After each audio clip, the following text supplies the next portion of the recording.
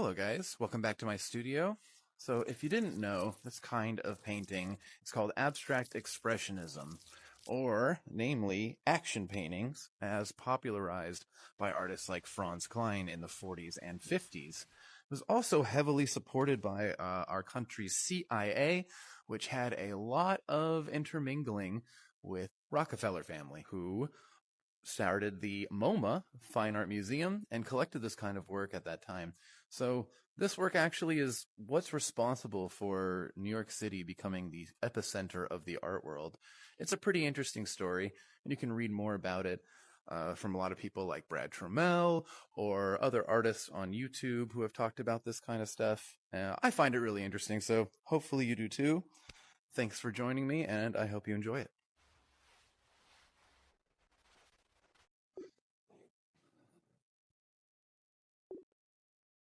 Hey guys, welcome back to my studio. So, if you were watching my last video, you might be thinking I'm insane. And you might be saying to yourself, Brandon, you can't just say the CIA was strongly supporting abstract expressionist art. What the heck are you talking about? And you know what? Fair. So, let me tell you about it. The CIA and abstract expressionist art have a similar birthday. They were both born in the mid 40s and 50s. And at the time, one of the newly established subdivisions of said CIA was the propaganda asset inventory. So the propaganda asset inventory had about 800 newspapers worldwide under their control, and also an organization known as the Cultural Freedom something. The Center for Cultural Freedom. So what did the Central Cultural Freedom Center do?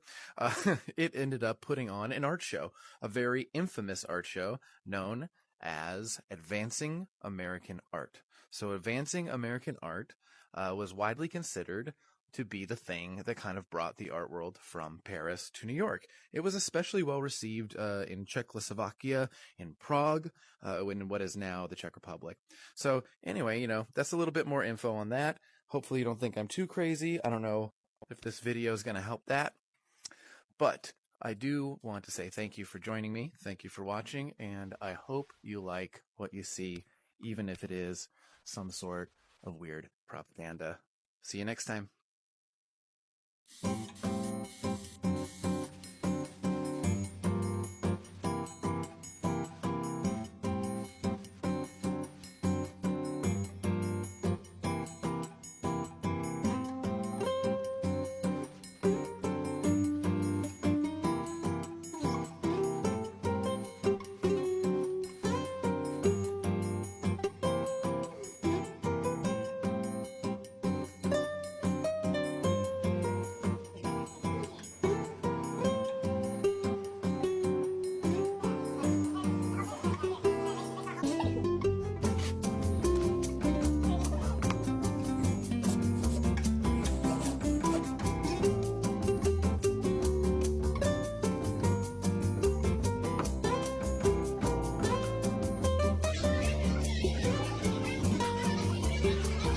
Hey guys, welcome back to the studio. So this comment made me realize that, we talked about the CIA funding this, but we didn't really say why. Why would the CIA take $60,000 in 1940s taxpayer money to fund these crazy paintings?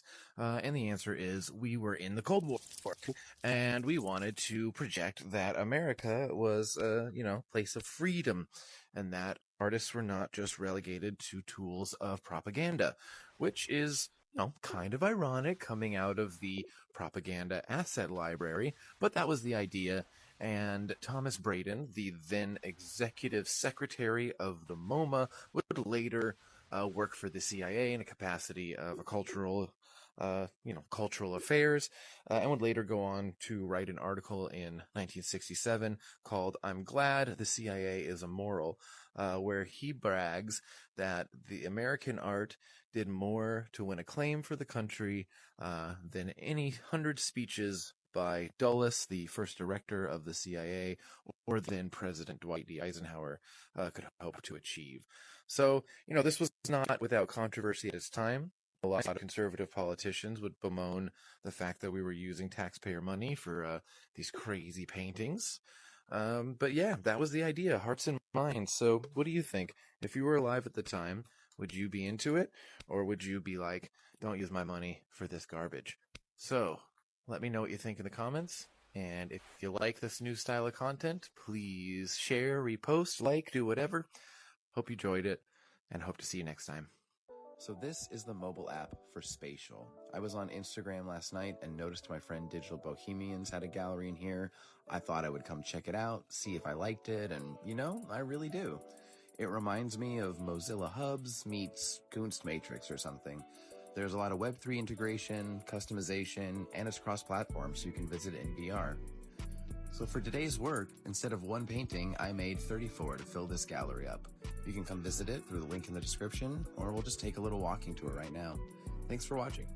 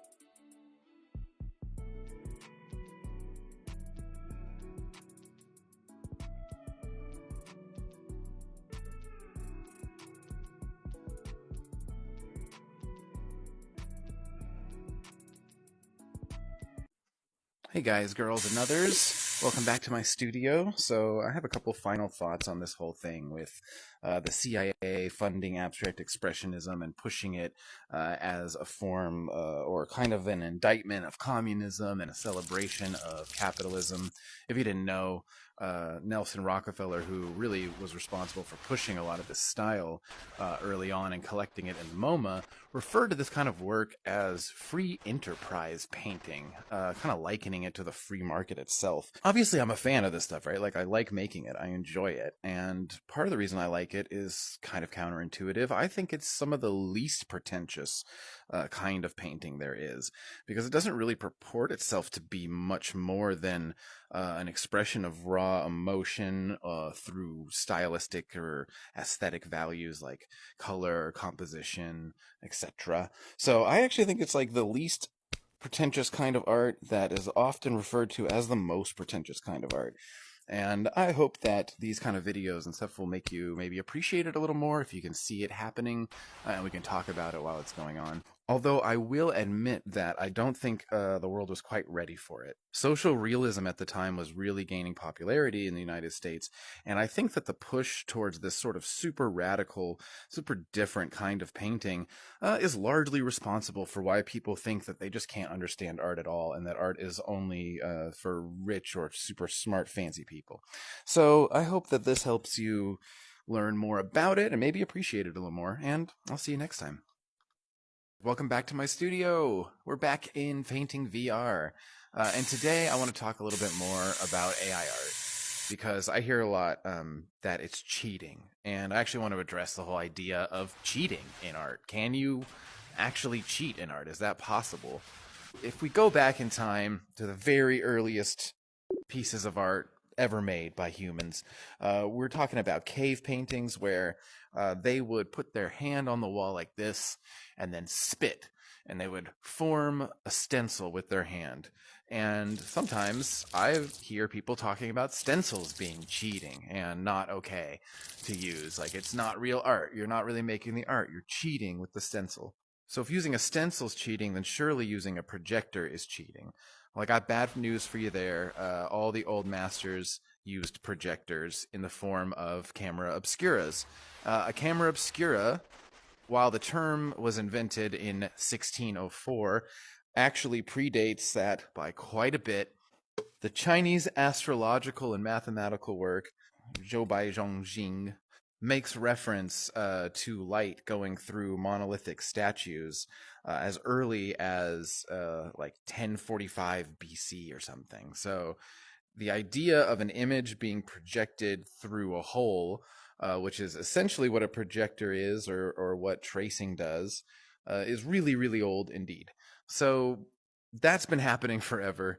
And did you know in 1982, when the movie Tron was released, the Academy that gives out the Oscars, refused to nominate Tron for an Oscar for special effects. Why? Because they thought using a computer was cheating. So as you can see, it's 2023.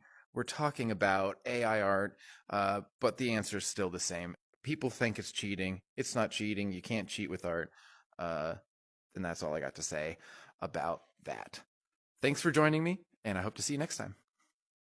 Hello, friends. Welcome back to my studio. So some of you guys are comparing me to Bob Ross, which I actually take as a huge compliment, and I will tell you why. Bob Ross is doing pretty much, or was doing pretty much exactly what I'm trying to do, which is share my love of painting with you guys. When in 1961, he actually joined the Air Force and spent a good amount of time in the military screaming at people to clean up their bunks, to, get the thing done. And he said famously in an interview that if he ever got out, he would never raise his voice again or wanted to leave all that behind him. So that's what he did. When he got out in 1981, he started studying under somebody named William Alexander. William Alexander purported to invent the wet-on-wet oil painting technique that he would use with his landscapes. Later on, William actually ended up really disliking Bob Ross, claiming that he thought he invented it or he did it better. So although his show was extremely popular, PBS statistics said that only about 10% of the people who were watching Bob Ross were actually painting along. They just kind of enjoyed watching him paint and listening to his voice. Very few people actually painted along, which was what the whole point of the show was meant to be, kind of like a how-to. And he was actually kind of reviled by artists of the time. Classic story. They were way too cool for him. They thought that the painting he was doing was cheesy, like Thomas Kincaid or something. And everyone said that it was awful, and, they didn't like him very much at all. In fact, in a 1991 article for the New York Times, they talked to an employee of Pearl Paint, RIP, here in the city, New York. And this employee of Pearl said that they hid the Bob Ross art supplies like around the corner as to not offend. Meaning that if you were an artist going to shop art supplies and you saw Bob Ross, you would think that this is not a serious art supply store. But I love what he did. If you think about it, Bob Ross's medium wasn't really painting at all. It was actually television. And he was one of the OGs, the first art talker, if you will. So that's my painting and thoughts for the day. Thank you again for joining me, and I will see you guys next time. Hello, friends. Welcome back to my studio. So today I want to talk a little bit about street art. I also want to preface this one just by saying, this is just my opinion. I did spend a few years managing an artist-run collective and gallery on the Lower East Side, where I got to meet a lot of street artists working today. So I've gotten some unique insight, and I hope to share it with you. So I think it all kind of started around 2006 when Banksy had his big show in LA and kind of introduced street art to a lot of people and kind of raised its profile in the art world. So ever since then, we've seen a lot of stuff like this Tiffany's campaign where they kind of co-opt the street art aesthetic to sell very expensive jewelry. Or artists like Alec Monopoly who say they are exposing the corruption and badness in the world by hosting yacht parties sponsored by Samsung. Anyway, so I don't have much interest anymore and kind of see the whole aesthetic as a little bit co-opted and a little bit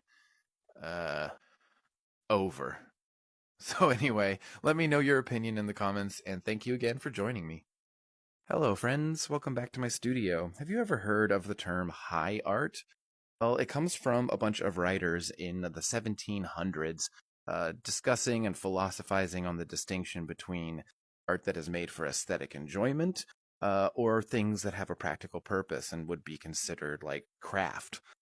So this established a canon that we kind of still use today. I think that's kind of crazy considering this discussion was happening like 100 years before the invention of photography. The daguerreotype was presented to the Parisian Academy of Scientists in like 1832. Another way we tend to distinguish between high and low art is value. One way we can track value is money. In the late 90s, Titanic was smashing box office records, and everyone was talking about how it was the best grossing movie of all time. While I didn't hear as much noise about Halo making $300 million in its first week versus Titanic's, 60 or so, roughly. But there's a more important reason why I consider video games to be high art. And that's because they contain pretty much every creative endeavor humans have ever attempted in one medium. Think about it. There's writing, drawing, sculpture, storytelling, cinematography. If we've done it, it's in there in a video game somewhere. So why don't they get more love as fine art? I think maybe it's just because they're really new. Uh, you know, comparatively speaking, anyway. Maybe we will see more of it in the future. What do you guys think? I'll see you guys next time. Hello, friends. Welcome back to my studio. Today, I want to talk about style over substance. I've met a lot of artists in my line of work throughout the years, and some of them seem really flashy and amazing and look really impressive at first, and then when you dig a little deeper, you find out there's not really much underneath there.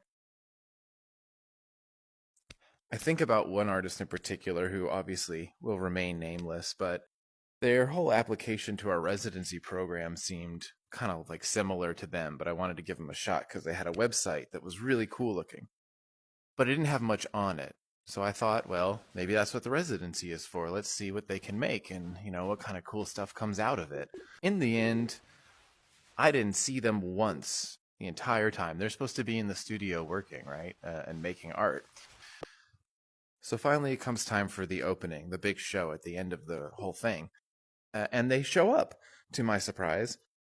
What do? They drag their bin of unused art supplies out and they put it on a pedestal and they say, "This is called group effort." And I said, "This is called no effort." So I also got to know another artist who was an acrylic painter, and they were very quiet. They didn't talk much. They kind of just hung out and worked a lot. And they made the most amazing acrylic scenes I've ever seen. Really beautiful painterly work, really amazing, and just kind of resonated with value because it was so beautifully done. That person happened to look like they walked out of a out of date LL Bean catalog. Like you would never peg them for an artist walking down the street. So I'm not saying style isn't cool. I like to dress up sometimes, but at the end of the day, if you don't put the work in, it doesn't matter what you look like. Thanks for joining me. I hope to see you guys next time. Hello, friends. Let's talk about the white cube. You know, that imposing, sterile, unfriendly place that we all go to look at fine art today. Well, it wasn't always this way. The British Museum was founded in 1759, and the Louvre was founded in 1793. At the time, they would just stack the paintings up on the walls like floor to ceiling. Here's some artists from the 1800s depicting that. It wasn't until like 1909 and here in the good old US of A at the Museum of Boston that that would start to change. They learned, maybe we don't have to show everything all at once. Let's store some stuff in the basement. And a man working there, Ben Gilman, did a actual full-on study about, museum visitor habits, and found that not only were people sick of craning their neck, but maybe the art needs some room to breathe. I'm pretty sure that this is kind of where we get the standard 57-inch hanging line that we know today as a standard. Some people go as far as to credit the Nazis with all white galleries, as it was kind of an official German gallery standard by the 30s, but I think that's kind of a stretch, as a lot of people were doing it, and pretty much after World War II, it was a standard globally. And our besties over at the New York MoMA, Mommy's Museum, also had a hand in popularizing this around the 1930s. So I've always felt a little conflicted about this one. On one hand, I wish the galleries were more inviting, more open, and, more friendly to the public. But on the other hand, I really do appreciate that space to let a painting breathe and not have to be compared to another artist next to it. I think that's kind of nice. So yeah, I'm not really sure how to feel. What do you think? Do you like the white box, or do you wish that we'd shove all the paintings together again? Let me know in the comments. I'll see you later. Oh, what a mess. All right, let's clean that up. Magic. Hello friends, welcome back to my studio. Let's talk about the difference between street art and graffiti. So graffiti is generally stuff like tags. Maybe your local gang, needs to get up their name or block off their territory, or it's a messy tag of a writer. Graffiti writers tend to have their names spelled out in bubble letters or some kind of script that they find visually engaging. They do it for themselves to signify their own territories, to get their name out there, whereas street art is kind of meant to be more like mural work or something that's meant for public consumption. There's a lot of bleed over, a lot of mingling between the aesthetics of street art and graffiti. Often you'll see people complaining that stuff that's unintelligible looks like maybe something like this. If, like me, you've ever had to deal with actual graffiti, like I had to replace some windows because kids were drawing on it with this etching material that like completely etches into the glass. Like, it's really frustrating, and you hate it, and you don't like it, obviously. But again, you're not supposed to like it. So if you want to learn more about graffiti in general, I really recommend the video Wild Style about the 80s here in New York City. They would bomb the trains when back in the 1980s, the trains were completely covered in all these writings and graffiti that was kind of a far cry from the street art we see today. Although the aesthetic has definitely informed street art, which is now in the galleries and, as we talked about before, like at Tiffany's and stuff. So that's my thoughts for the day on graffiti. If you want me to talk more about this, let me know in the comments. Let me know what you think. Have you ever had to clean some off? Have you ever done some? Let me know below. Talk to you later. Today I am celebrating the inclusion of my good friend Dean Million here into the American Museum of Visionary Art. This museum is dedicated to artists who are self-taught, who would be considered outsider artists, or as the French say, haute brute. It was founded in 1995 by Rebecca Hoffman, and the building was actually a paint manufacturing company called the Baltimore Copper Paint Company that was active from 1870 and was in that space from 1913. In 1914, lightning struck the building and half of the factory burned down, but that's besides the point. So the Visionary Art Museum is recognized by Congress as a national museum for this sort of work and is a very unique place, and I think it's so amazing that they're including Dean. I've known Dean for many years, and he's a very talented sculptor whose medium is tinfoil. Like Reynolds wrap or something you might find in your kitchen. He actually made me a platypus wearing a party hat for a pop-up gallery I made of the same name. I highly recommend you go check out his work. I've written a blog about him on Sola Studios' website if you want to go read that. And yeah, that's about it. Thank you so much for joining me, and I'll see you in the next one. Hello friends, welcome back to my studio. It's Saturday, and I'm making a video a little earlier than usual. Today I want to talk about another creator here on TikTok. I am talking about Nature Coco. Nature Coco, I don't know if that's supposed to be nature, but you've probably seen her. She does like a dancing NPC video game loading screen live sort of thing, where she's dressed up as like an anime Neko cat girl, and just responds to GIFs, of which she gets a lot, and kind of dances around and is cute and happy. And that's it. You know, it's pretty simple. Back when I first saw her for the very first time, I was completely shocked. I was like, oh my God, what is this? This is crazy. But I no longer think she's cringe. I now think she's actually a genius. And I'll tell you why. There's something to be said for consistency, no matter what kind of creative output you're doing.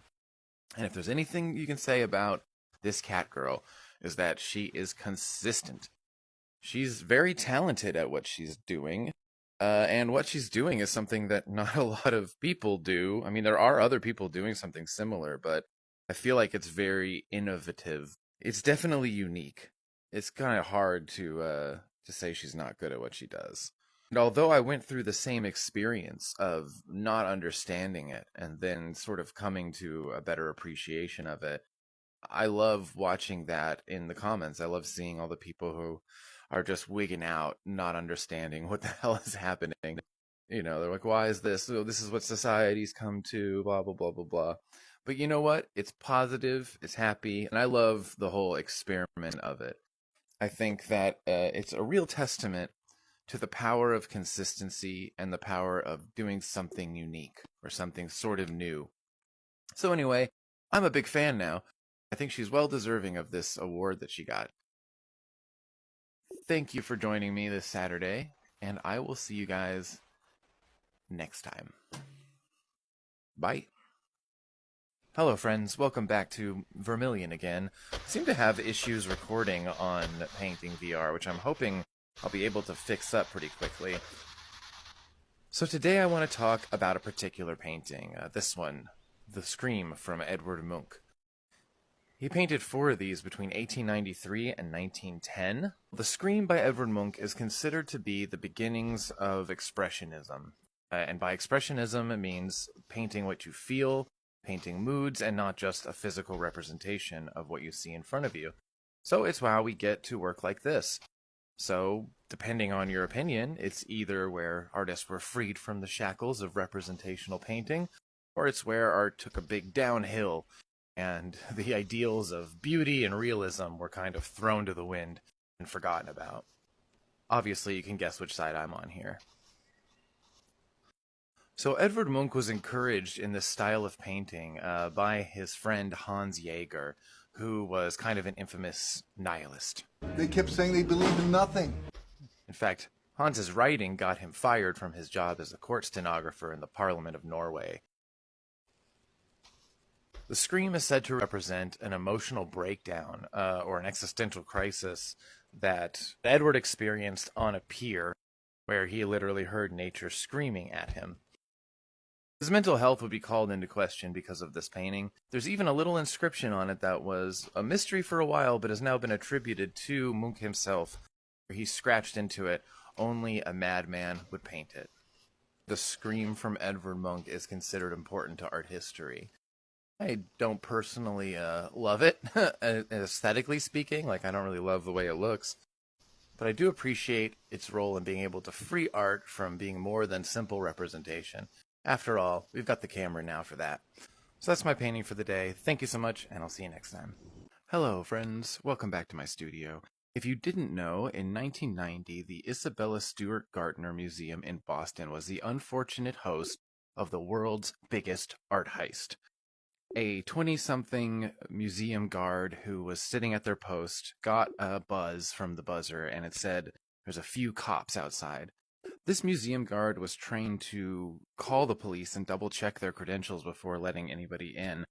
But they had already put in their 2-week notice and were feeling a little lazy, I suppose, and went ahead and buzzed these people in. These people dressed up like police came into the museum, got them to stand up from around the desk by telling them that they were there for them and that they had a warrant. So once they got up, They were told to call the other guard into the room, where they were both then handcuffed and duct taped and chained up in the basement. The thieves then proceeded to ransack the museum, stealing artwork. No one could figure out who was responsible for this, especially because of the way they treated the artwork. They didn't just steal it. They cut it straight out of the frames, damaging a lot of it. So it was very unlikely that it was a high-end collector who would never want that kind of treatment of the artwork in the first place. The total value of the theft was around $500 million, making it the biggest in the art world. And the most expensive piece was this Vermeer's, called The Concert. So anyway, thank you guys again for joining me. This is my painting for the day, and I really hope to see you guys next time. Hello, friends. Welcome back to my studio. So I get a lot of comments on here saying, that's not a painting. What did you even paint, bro? It's not a painting at all. It's just lines. So I thought I would tell you a little bit more about my influences and one of my favorite painters, Franz Kline. Franz Kline was born in 1910 and was active in New York City in the 1930s.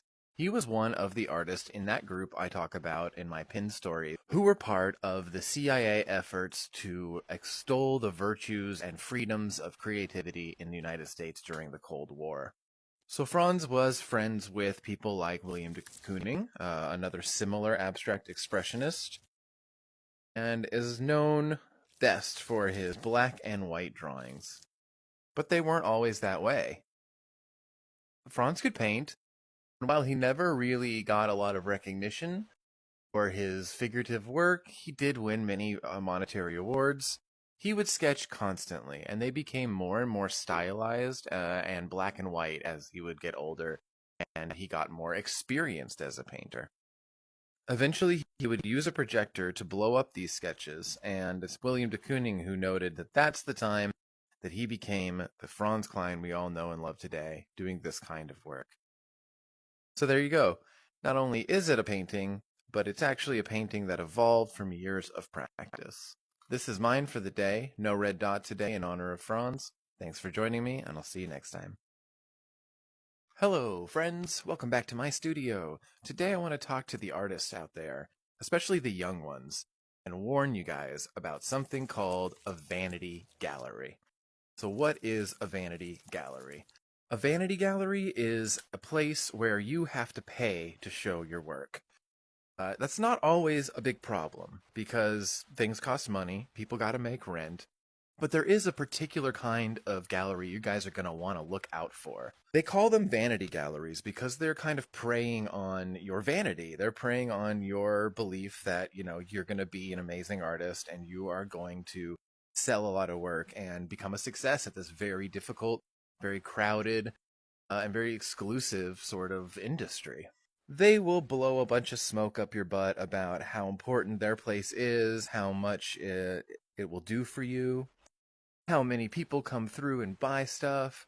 They may have nice articles written, good photos and pictures. At the end of the day, even if the space is really nice, it could end up hurting your career as an artist more than helping it. People in the art world tend to know which of these galleries are legit and which of them just take an artist's money and give them a little wall space. It's also important to note the differences between a vanity gallery or an application fee. Some things that are really well organized and really reputable and can do a lot for your career might have an application fee where you pay a small amount of money to be considered. While that doesn't sound as good as a guarantee to get hung, it's important to note the difference.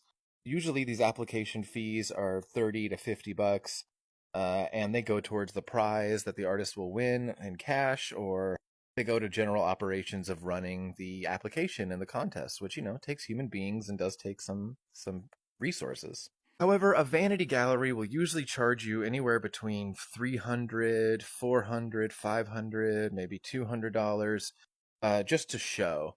They will congratulate you. They might even reach out to you and tell you that they think your work is so perfect for their show. But think about this. At the end of the day, if they already have your money, then what's the point of them trying to sell your work?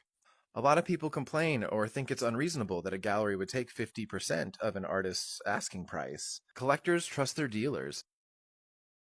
The dealer learns what they like and recommends artists that they think are going to be good for them. It's one of the reasons why galleries take so much money. So trust your gut. Be on the lookout for sketchy stuff. They may have a nice, pretty space, but they may be no better than those Instagram bots you're always dealing with. Thank you guys for joining me, and I will see you next time. Hello, friends. Welcome back to my studio.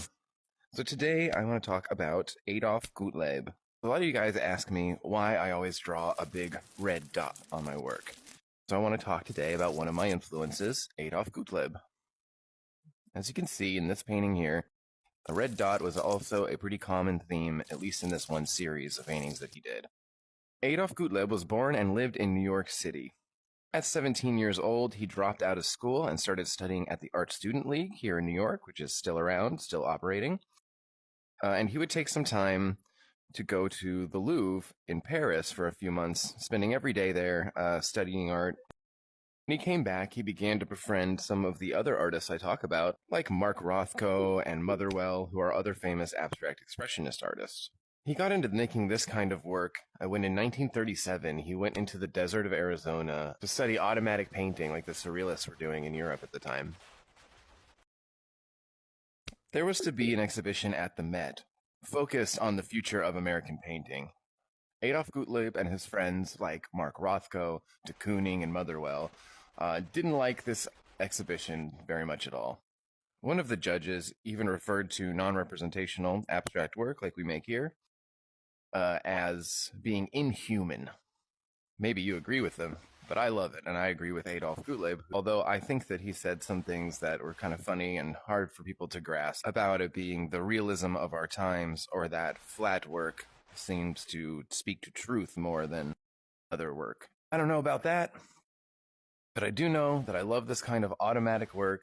So in response to this show at the Met, Adolf and his friends wrote a letter complaining about the show and announcing that they would not be participating. There's about 18 of these artists who signed this letter. They would be called the irascibles by the press, meaning that they were upset and irritable. And this kind of art is still really divisive today. People still don't quite understand it, don't want to understand it, or just don't like it. And that's okay. So whatever you like, I hope you enjoy it. I hope you enjoy art, and I hope I'll see you guys next time. So sometimes I get really into my work, and I forget to eat. Today was one of those days, so it's like 7 p.m. and I'm now just getting to it. My stomach was rumbling. It made me think about the cliche of the starving artist. And, you know, as many cliches and stereotypes are, there's the reason for it. There's some truth in it. And the truth is that, you know, it's a thing that a lot of people want to do. But if you seriously want to be a professional artist, you are going to get people discouraging you. Whether that's your parents, a stranger on the street, somebody's going to tell you, you can't do that. Imagine there's a line of everybody in the world who wants to be an artist, and at the end of that line is the slot for the famous artist of the moment, the one that actually gets to do it. And it seems like impossible to reach the end of it. So you can get discouraged while you're working hard and it doesn't feel like much is happening from it. But if you think about that line, someone will step out of the line because they were discouraged by a parent, friend, stranger, themselves, and you get a little bit closer. Anybody who reaches that end of the line and gets to do what they want to do, paint what they want to paint, make a living at what they love, almost anybody who's done that has had to stand in that line for a while and ignore all of the naysaying and doubt. Maybe you discover it's not what you really want to do and you find something else. That's okay too. You can still make art without having to try and make your whole living at it. And sometimes it's the artists who do that who end up being the most famous. So don't let people discourage you from what you want to do. Keep standing in that line, keep making art, and somebody's going to notice you. That's my painting for the day. Thank you for joining me again, and I'll see you next time.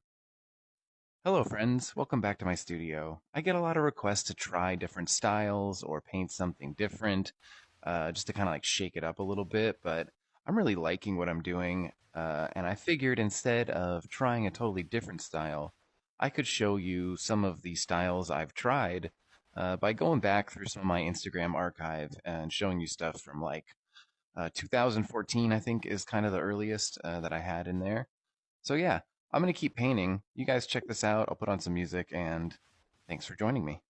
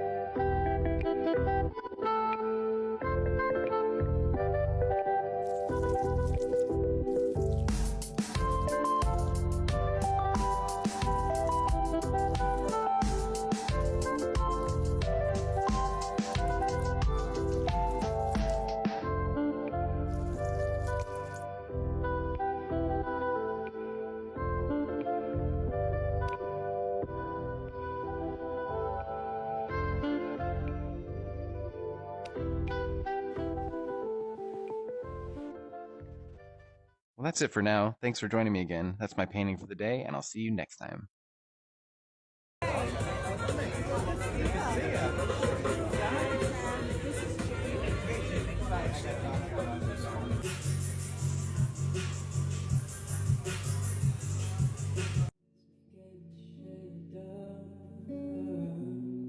Keeps me running to my bed, but never lets me rest my head. On and on the days go. Can't discern the light of the moon from the sun. It says you're crushing the flowers. Now you're casting a shadow. Won't you ever let me go? Can't be the one to save you, so I'll go. There's a snake in the garden, and it's chasing the shadow.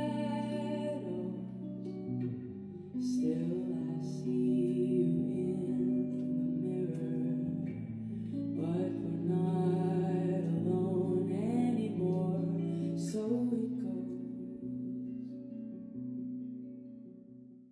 Hello, friends. Welcome back to my studio. Today I'm checking out Vermilion in AR pass-through mode. So this virtual easel and palette can just pop up anywhere you want, which I think is pretty awesome. I grew up with the internet. I kind of got to see its whole evolution in its full beginnings, from early dial-up modems that we had to the first cable internet, the first high speed, and even the first social networks. Oh, this is a cool thing too. Check this out. Because I'm in VR, I have layers. What? So I was talking to the barista at my coffee shop today while on my way out of the house, and we were talking about social media and kind of the tendency it has to encourage divisiveness, to encourage fighting. In fact, if you look at my number one most viewed video, it is painting VR versus Vermilion here, which, I've named it that because I was comparing them, but I've got love for both. And I feel like too often social media, rewards conflict, even if it's really stupid and pointless. 1995, there was a Newsweek article from Clifford Stoll. I'm sure he's so sick of this being talked about because he can never live it down. But he basically predicted that the internet would be a fad, and that it would go away and nobody would want to engage in e-commerce or anything. And in fact, this was written 1 year after the founding of Amazon, so we all know how that turned out.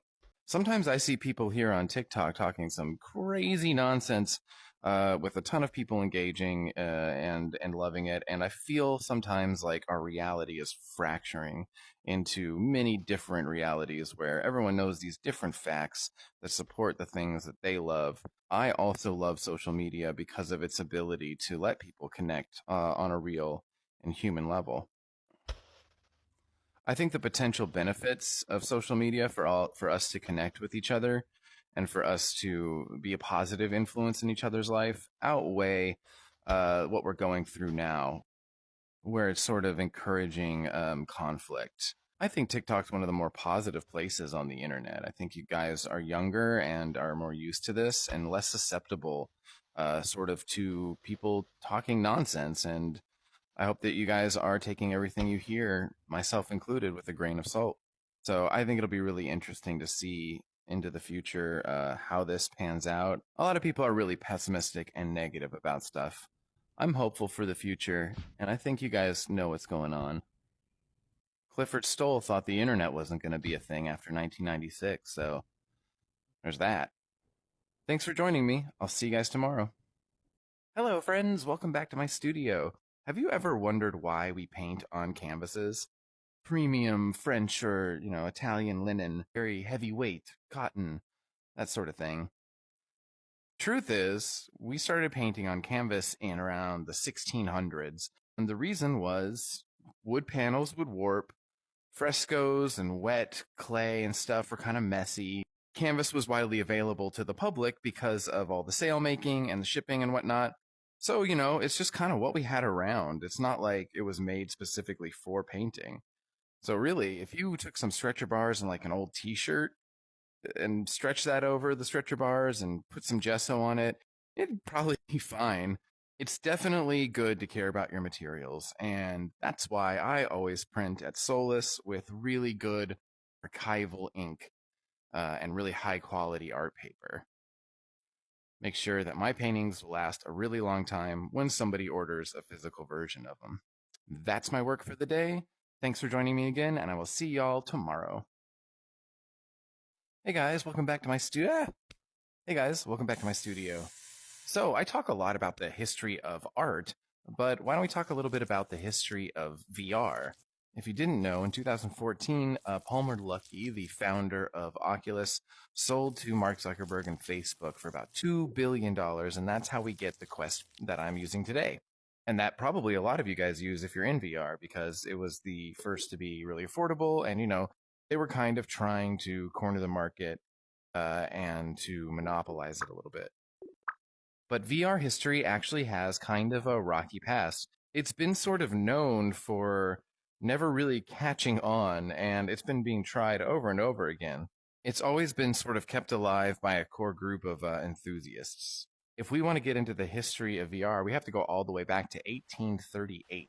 And Charles Whetstone, who patented the first stereoscopic photograph viewing system, where you're using two eyes to create a 3D effect. And then in 1935, it was kind of written about by a man named Stanley Weibaum. Stanley Weibaum, who wrote a short story kind of describing what is the VR that we have today. So it's actually a lot older than people think. Like I said, I think it's kind of being kept alive by a core group of enthusiasts. I know I'm one of them. So thank you for joining me again. That's my piece for the day, and I hope to see you guys next time. Hello, friends. Welcome back to my studio. We're in Vermilion again in the AR pass-through, and today I want to talk about one of my favorite artists and a big influence on my work, believe it or not, Gustav Klimt. So Gustav Klimt was born in 1862 and died in 1910.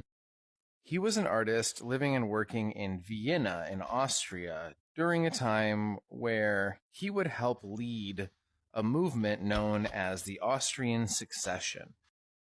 Their big idea was to kind of break down the difference between fine art, which they found to be kind of snooty or exclusive, to break down the barriers between fine art and craft. So Gustav Klimt himself was trained at a craft school. Gustav Klimt and his brother found a lot of success and a lot of work while they were decorating these new public buildings that were going up all over Vienna. They made basically a big thoroughfare there, and all these people were rushing to build mansions and to be part of this new scene that the city planners were laying out. A lot of his work is very sexually charged, and in fact, while he fathered 14 children from 14 different women, he was never really known as being very intimate or romantic. In fact, he lived alone with his mother and 8 cats until the end of his life. Another fun fact about cats and Klimt was that Gustav Klimt thought that cat urine was the best way to fix a drawing, like a fixative. He was not correct. In 2006, 2 years before I would move to New York, the sale of one of his paintings to one of the executives of L'Oreal Paris, the makeup company, broke a world record and sold for $135 million.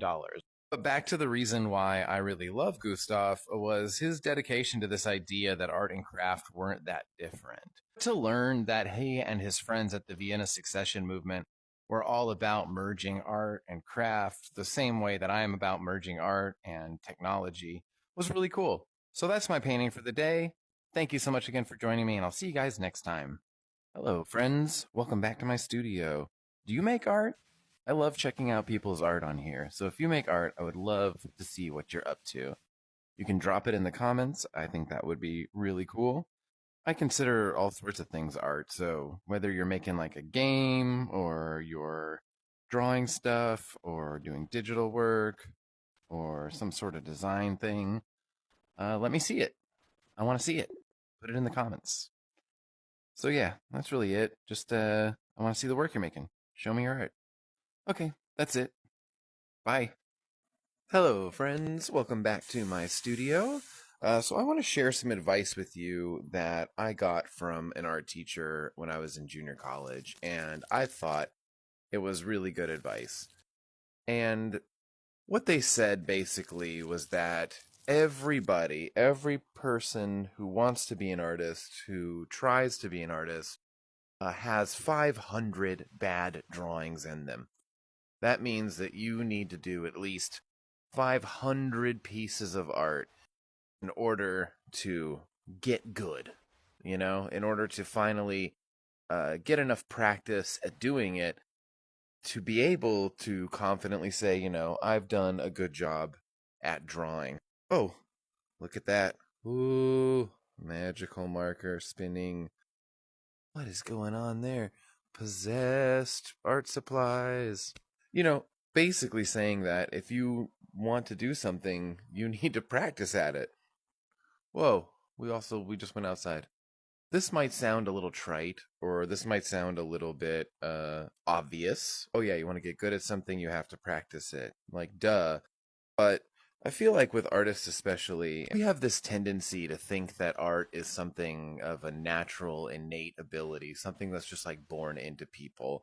And while I do think that people have like a natural ability for it or an aptitude for it, I definitely think that most of it is just the desire to get better and the ability to practice and to follow through. I used to actually burn my drawings at the end of the semester all the time. I didn't like what I had made, and I decided to get rid of them so that there wouldn't be any proof that my bad drawings existed. And I will say, I don't recommend you do that. I think you don't have to share them, but you should save them so you can look back at yourself later and think, well, I liked that, or I liked this, or at least enjoy how far you've come in your practice. So keep making art. That's my painting for the day, and I'll see you guys next time. Hello, friends. Welcome back to my studio. Let's talk about some East Coast, West Coast beef. Before we had Tupac and Biggie, we had the New York minimalists versus the light and space crew out in Venice, California. So after abstract expressionism had reduced painting down to its simplest forms, the next natural continuation of this was to play with new materials. Out in California, there was a vibrant and thriving automotive industry. New sign making places were popping up everywhere, and there was the aeronautics and space program out there. These artists that would be referred to as the light and space movement used a lot of new materials like resin, plastics, and other stuff in their work. Materialistically and philosophically, they were very similar to the minimalists in New York, but they were more concerned with light and filling the space than the space itself. So you had artists like Helen Pashgren on the West Coast side and Frank Stella and the like on the East Coast side. Because there was all these aeronautics and space tech out there, there was even criticisms calling the West Coast movement part of the military-industrial complex, which I think is kind of wild. Give me the drill. So while abstract expressionism pushed the boundaries of painting, these two movements that were competing with each other in the 60s sort of pushed art forward to what would later become new media and tech-centered work. Anyway, I think it's really interesting. You can read more about it. Look up the light and space movement from California. That's my painting for the day. I'll see you guys later.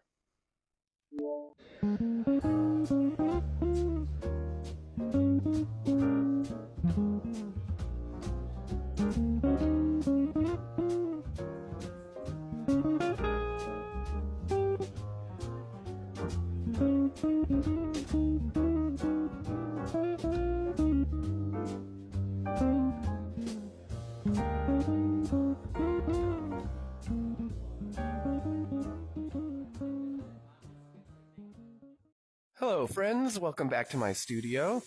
This comment got me thinking about that old adage that there's no such thing as bad press, and the idea that art or good art makes you feel something, even offended.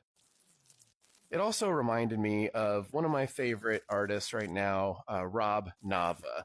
So Rob Nava makes these kind of crude and naive paintings, yet Nava is a graduate of the prestigious Yale Fine Art program. He will tell you that he is working really hard to undo a lot of the teaching and the learning that he's done, and this is nothing new.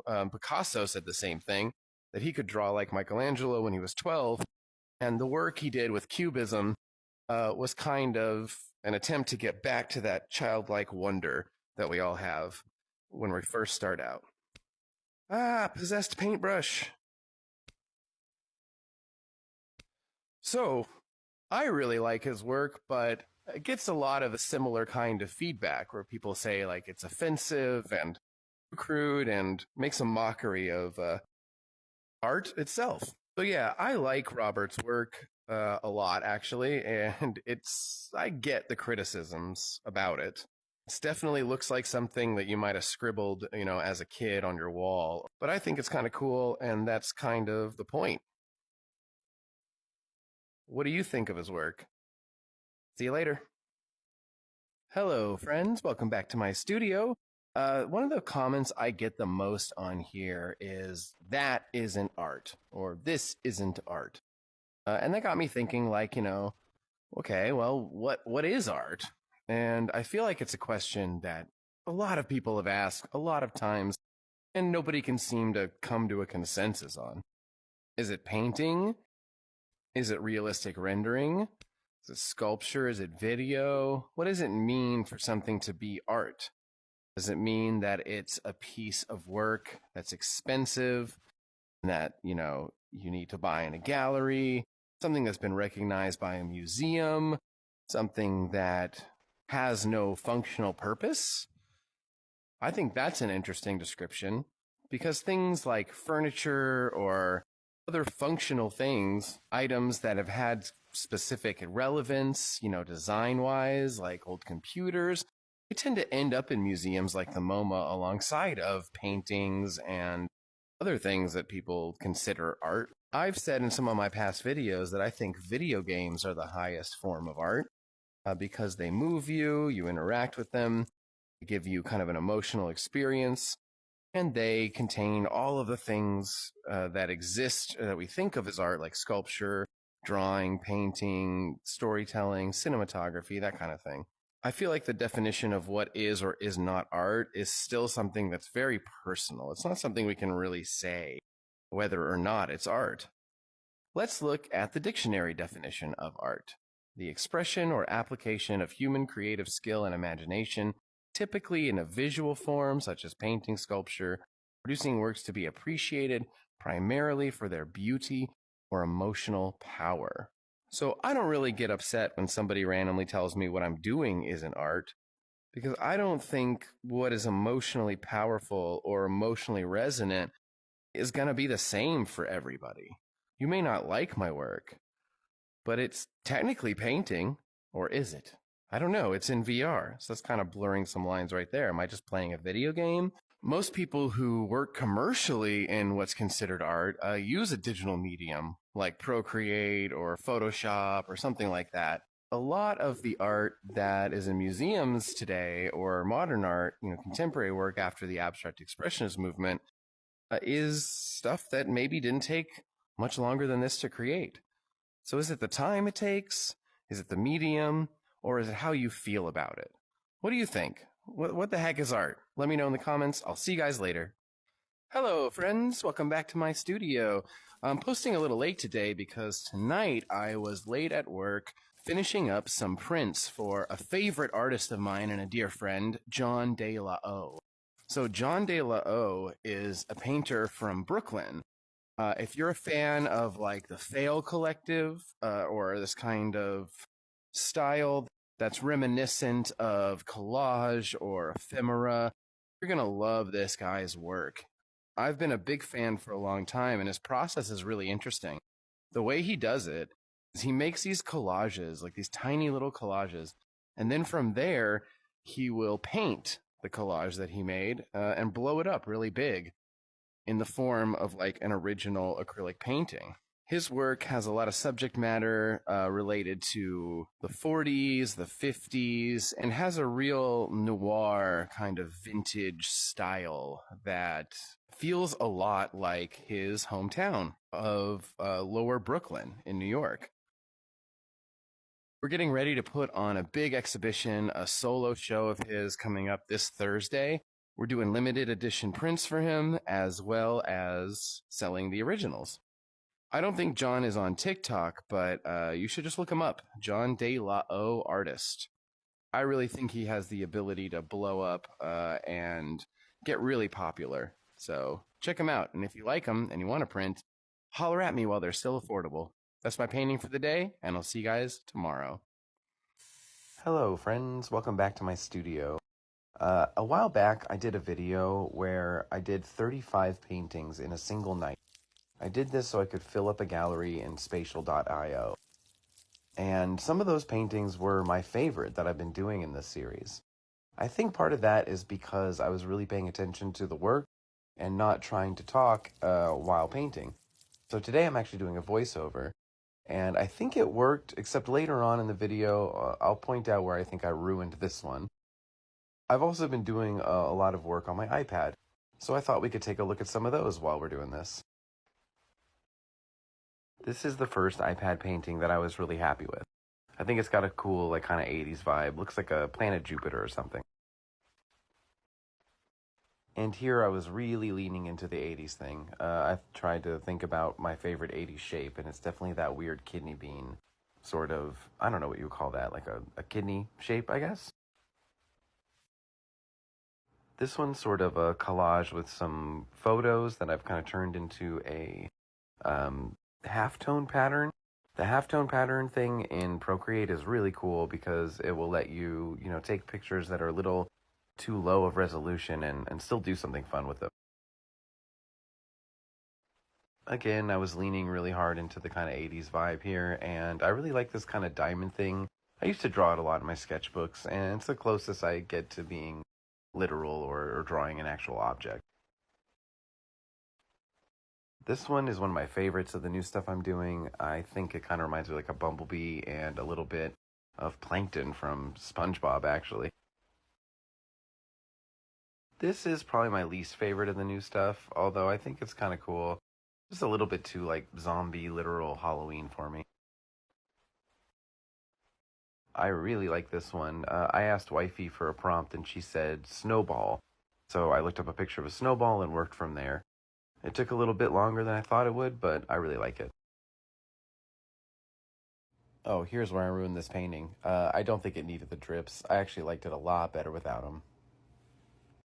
This one looks like I might be sad or going through it, but I promise I just wanted to make it contradict the image. I did actually Google a happy place for source material because I was feeling happy.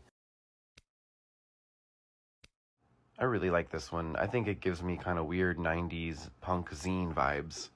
Still skeletons, but less Halloween-y than the other one. And last but not least, my absolute favorite. I stared at this one forever thinking I needed to add something to it, but at the end of the day I decided it was good enough, and I'm going to leave it like it is. And that's it. Thanks so much for joining me again. If you like this, let me know. I'll see you next time. Hello, friends. Welcome back to my studio. In 1974, before it was cool to vandalize artwork for the sake of environmental protest, a man named Tony Shafrazi came into the MoMA with some red spray paint, went up to Picasso's famous anti-war mural Guernica, and spray painted on it the words, "Kill Lies All." He said later that it was "Kill All Lies," but he wrote it that way as a reference to Finnegan's Wake, a James Joyce novel. I'm not sure about that. Maybe some of you more read listeners will inform me about how that makes sense. Anyway, I guess the press did him well, because 2 years later he would move back to his home country of Iran, becoming an art dealer to the Shah himself. In 1978, he opened a gallery in Tehran, but returned to New York City in 1979 among the Iranian Revolution. He became well known for selling street artist and graffiti artist work. People like Basquiat, Keith Haring, and Kenny Scharf, who are really well known today. And in 1999, the Francis Bacon estate made him the official dealer representation for selling Bacon's work and others. So in 2004, he opened another gallery in New York, showing work from artists like Picasso and other giant artists. That gallery would later close in 2014 amongst a lawsuit with his landlord. He was suing his landlord for $20 million. He claimed that the landlords did not tell them about the construction that the MTA was going to be doing on the 6 train, or the 7 train actually. So many years later, he's really well known and is a respected dealer, I suppose. Well, the last piece of news I heard about him was he was being refused entry into a nightclub and was very upset about it and screaming that he was doing illicit substances with the Beatles before the doorman was in diapers or whatever. So, you know, people with a lot of ego can get pretty far in the art world. So that's some fun, weird art history for you. That's my painting for the day. Thank you again for joining me, and I'll see you guys tomorrow. Hello, friends. Welcome back to my studio. Today I'm thinking about artists and how they get famous, or specifically how artists can sometimes get well known later in life. There's kind of a trope or a long-standing stereotype that it's only after an artist dies that they get famous, or they get well known, or paid for their work properly. Or somebody gets paid, usually their estate, right? So the classic case of this would be like Vincent van Gogh, right? Vincent van Gogh is known as like one of the fathers of modern art, yet he died like penniless in an insane asylum, and it wasn't until after his death that his brother's wife really took up the mantle of taking his work around in order to show how important it was or how good it was. In fact, a lot of the people that we think of in the art world today didn't get their start till much later in life. People like the critic Jerry Saltz, one of the most well-known art critics and luminaries in the art world. Well, he was a long-distance truck driver and didn't turn to criticism until he was 41 years old. Stan Lee, the guy who did all the Marvel comics, and think about the Marvel universe and how big comics like Spider-Man got. Well, he started drawing superheroes when he was 43 years old, and his partner Jack Kirby was 44 when he created the Fantastic Four. I've talked a little bit about William de Kooning, one of the famous abstract expressionist painters that I love, and his first solo show was at the age of 44. Paul Cézanne, another very famous artist that you may have heard of, didn't get his first solo show until he was 56 years old. So while I think that artists no longer need to die before they get well known and famous. There is something that's kind of comforting about the fact that, you know, your age doesn't matter as much in this line of work. It's a lot different than being like a celebrity or a pop star where, you know, they're pulling these kids out of stuff like the Disney Channel, or, you know, having to be really young when they start. So anyway, that's my thoughts for the day. That's my painting for the day. Thank you all for watching and for nearly 35,000 subscribers on here. Love all of you. I'll see you later.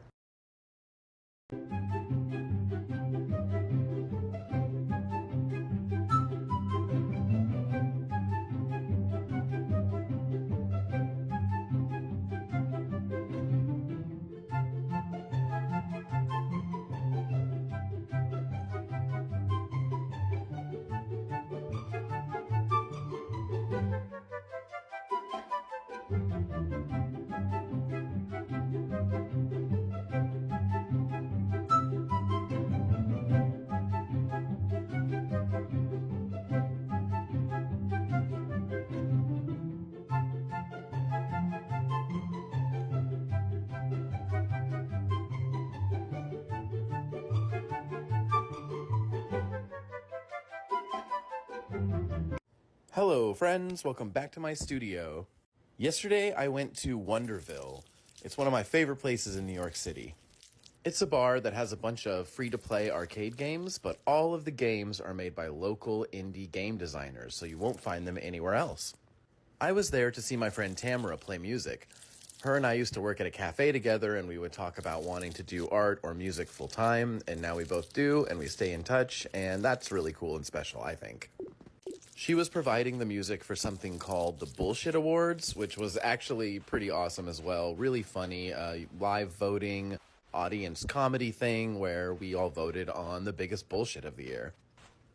And while I was at the bar, I met this guy who's working on a pretty interesting project, and he let me playtest his game and check it out. It was basically a combination of Jet Set Radio Future, which was one of my favorite games for Dreamcast back in the day, and the Banksy project when Banksy went to Palestine. You can check it out on Instagram under Palestine Skate Game. But it's one of the reasons I love living in New York is being surrounded by all these amazing creative people doing such interesting stuff all the time.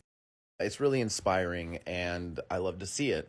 And Wonderville is such a cool place because they really support indie game developers and bring the community around a place where you can have really unique experiences. Some of my absolute favorite arcade games are things there like Speedboat 88 or Killer Queen. That one you actually can find in some other bars because it's been pretty popular. It was a nice wrap up to a really busy day. I was also at Staten Island Museum seeing my friend Amanda's show, which you might have seen in my last post, as well as being on a digital art panel with my friend Rowan Dumont. We all gathered in her apartment to sit around and talk about the future of digital art and the impact that things like AI and cryptocurrency and NFTs are having. But yeah, that's pretty much it. I just wanted to give a shout out to my dude making the Palestine Skate video game. I love the political gaming angle. It kind of reminds me of the Games for Change conference, which I attended last year at Parsons. As well as give a shout out to one of my favorite places on earth, Wonderville. So yeah, that's it. This is my painting for the day. Thank you guys again for joining me, and I will see you all next time.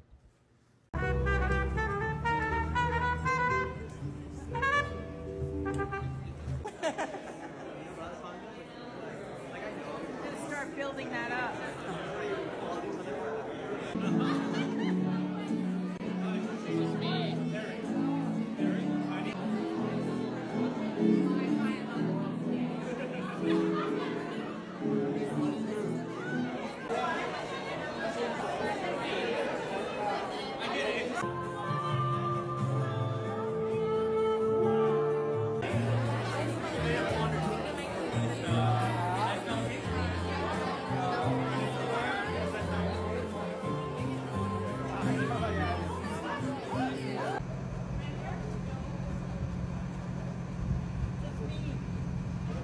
Love you too. Hello, friends. Hello, friends. Welcome back to my studio. Would you believe me if I told you I was going to be in an art show coming up with artists like Keith Haring and David Hockney. It'll be my first show abroad. It'll be in England at the Computer Arts Society. So how the heck did this happen? How did I get on a roster with such huge names? Well, it all started around the time that everyone was going nuts for NFTs. I have a friend named Adrian Wilson, who's an interior photographer, a street artist, as well as one of the original photographers to ever specialize in digital imaging. I was helping him with some NFT project, and he showed me these never-before-seen digital stills and slides from work he did on something called the Quantel Paintbox. The Quantel Paintbox was like the original Photoshop. It was one of the first professional machines that you could actually edit video or still photography on using stuff like layers, blending, colors, etc. One of the later uses of it, and probably one of the more famous ones, was the Nirvana Nevermind album cover. It is a photo of a baby underwater, but that dollar was added using the Quantel Paintbox. Anyway, so I saw all this work that Adrian had, and I said, this is the stuff that you should make into NFTs because it has inherent historical value. You know, it's inherently valuable because of its context. Well, he really took this idea and ran with it. He ended up restoring a machine, making one of the last working ones in the world, has it in his home in Jersey, where I got to go and make some art on it. And that art is going to be included in this upcoming show at the Computer Arts Society in London. So I'm really hyped about that. It's my very first show abroad, and I just wanted to share that with you because I thought it was really cool.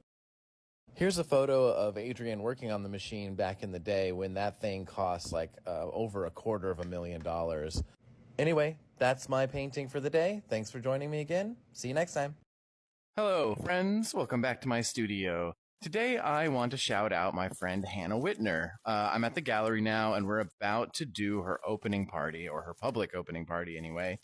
And I just want to tell you a little about her. I've known her for several years. We used to work in the same studio together on the Lower East Side back in the day. And she's moving into a style that's got a really cool mix of like street art, contemporary, cartooning, advertisement.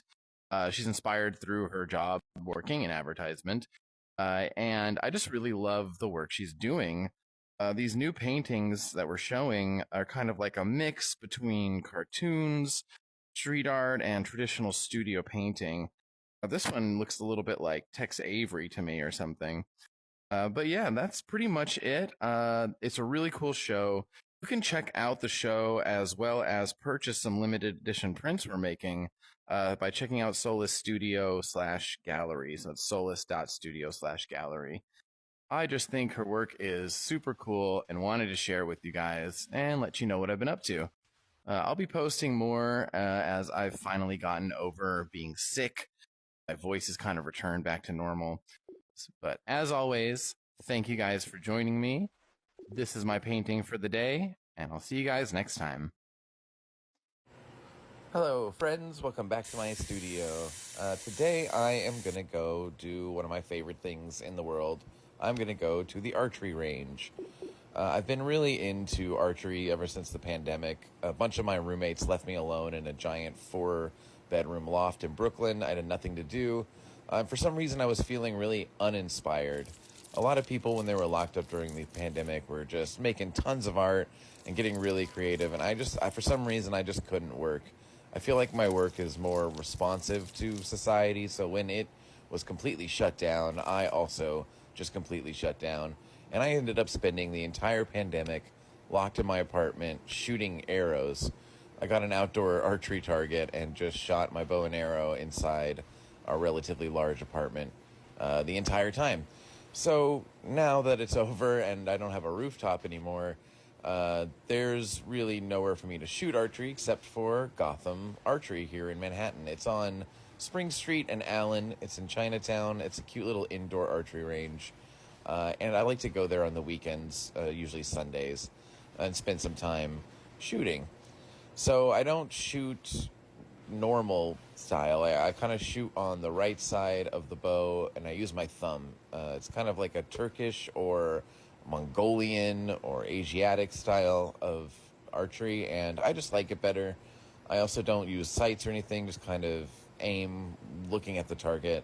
I guess I was doing it during the pandemic so I could go hunt squirrels, when society collapsed and we needed to hunt for our own food in Central Park.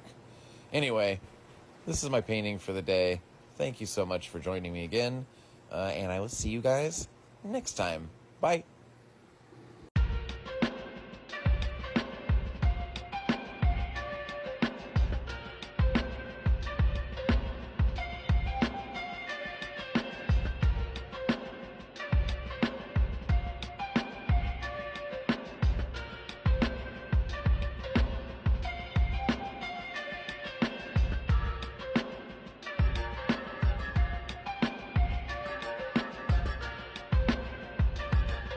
Hello, friends.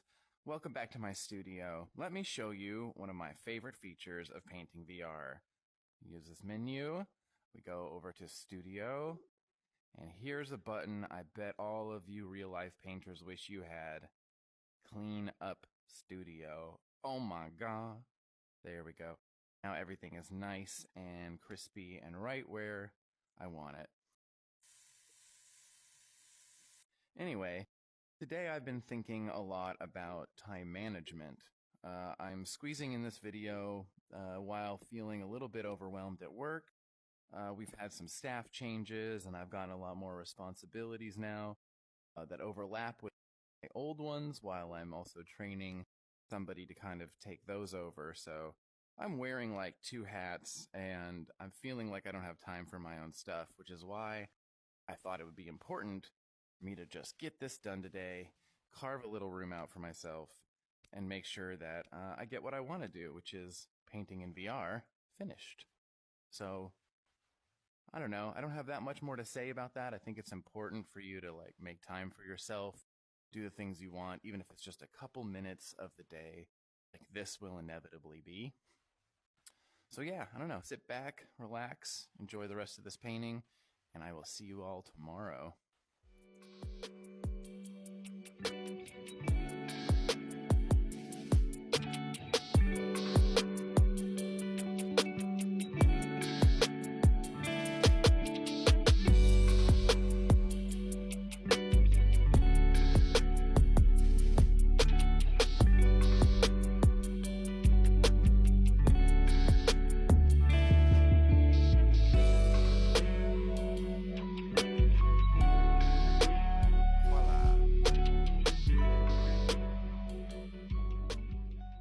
Hello, friends. Welcome back to my studio.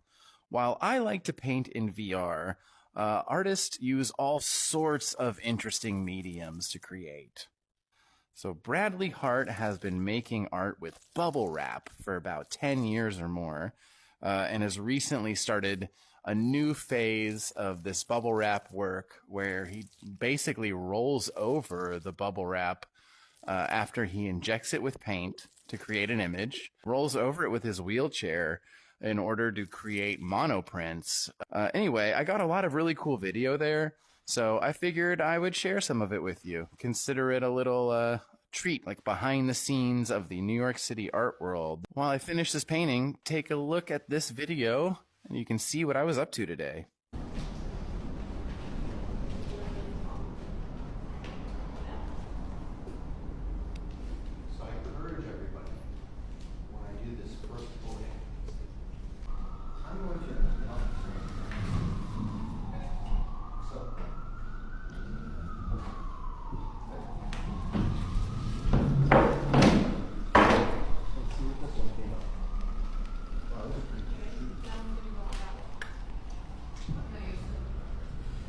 Oh, right, so we're gonna go behind me for this one?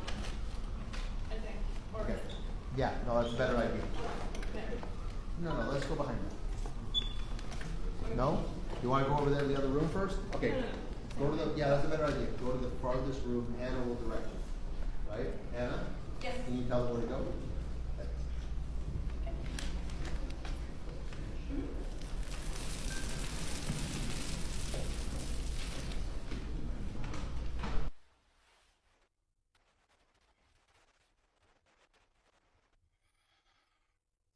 That's my painting for the day. Thanks for joining me, and I'll see y'all tomorrow.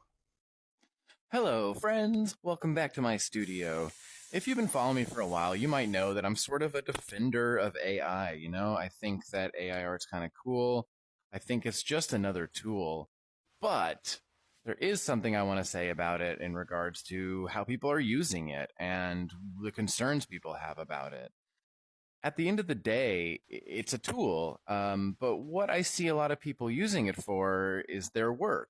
Instead of using it to make art with or get inspired for art, they'll just, set it and forget it and kind of allow the work that the AI does to just fully be the artwork they make. Or even people like marketers and social media people who will use it to do their work by telling it, make a brand analysis, make some posts for me. This kind of use of it, ultimately, I don't think is very good. And the reason I don't think it's good is because it's a computer. It does what we tell it to do, and it trains itself off of models of what exists. So if the norm becomes just using AI to do all of this work, then it's never going to have anything new to train itself off of, and it's just going to end up being the same shit regurgitated over and over again. Pardon my French, but that's my thoughts for the day. That's my painting for the day. Thank you for joining me, and I'll see you tomorrow. Hello, friends. Welcome back to my studio. If you've been watching my lives at all, you might know that I like one-wheeling a lot. So it got me thinking about this one commercial that One Wheel made where they're basically saying, like, we like to get outside. We like to have fun. We're active and cool, and this is for cool, active people. And they even say in the commercial, we don't have anything for this guy. And then they show a dude in like a VR painting or a VR headset. And, as a VR painter, I was like, hey, I like one wheels and VR. Kind of got me thinking about the importance of not letting some definition of what you're supposed to be or supposed to do, define you in any way. Because people have all these expectations of you when they hear you're an artist or they hear that you are into VR or whatever. It doesn't really matter what it is. People always have these expectations of people behaving like monoliths. And really, this whole idea that people are monoliths and that certain groups of people do certain things, but causes a lot of social strife. Anyway, those are my thoughts for the day. That's my painting for the day. Thanks for joining me, and I'll see you next time. Hello, friends. Welcome back to my studio. Today, I want to tell you about another friend of mine who is an artist or a photographer, technically, that I've known for many years and whose work I'm absolutely in love with. His name is Nick McManus, and you can find him on Instagram under Dude Man's House. And what Nick does is he is a Polaroid photographer, but he specializes in group photos. So Nick will go out to different social events around the city. He goes to like a ton of them, like so many. He'll go to like 5 in a night, I swear. And he takes really cool group photos of people who are hanging out and enjoying themselves in the city at parties or events. He's been doing this for many years, and I swear he's going to one day have like an amazing museum exhibition because he has like 10,000 of these things. Go check out Nick on Instagram, and I'll see y'all tomorrow. Hello, friends. Welcome back to my studio. Have you ever seen this meme about like medieval cats? I've always wondered, like, why do medieval artists, or why did medieval artists paint cats like this? Whoa, what's happening here? My drill is on the roof and has a mind of its own.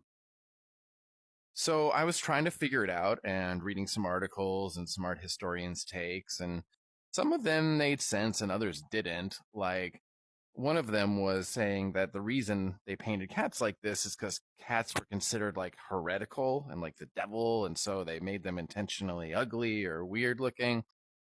But the one that made the most sense to me was that the people drawing art, the people making art at the time were generally like monks because there were no depictions of cats in the Bible, it was usually left to sort of doodlings on the side margin. And as I talked about in my last video with Hieronymus Bosch, we know how weird some of those side margin doodles can be. So I think that makes the most sense. Just like it wasn't a practice subject matter. People were just kind of doodling and trying their best. I think that's why cats look so weird. I think that medieval manuscript doodling is a really interesting subject. Maybe I'll do another video about that and go more into depth with it. But that's my painting for the day. Thanks for joining me. I'll see y'all tomorrow.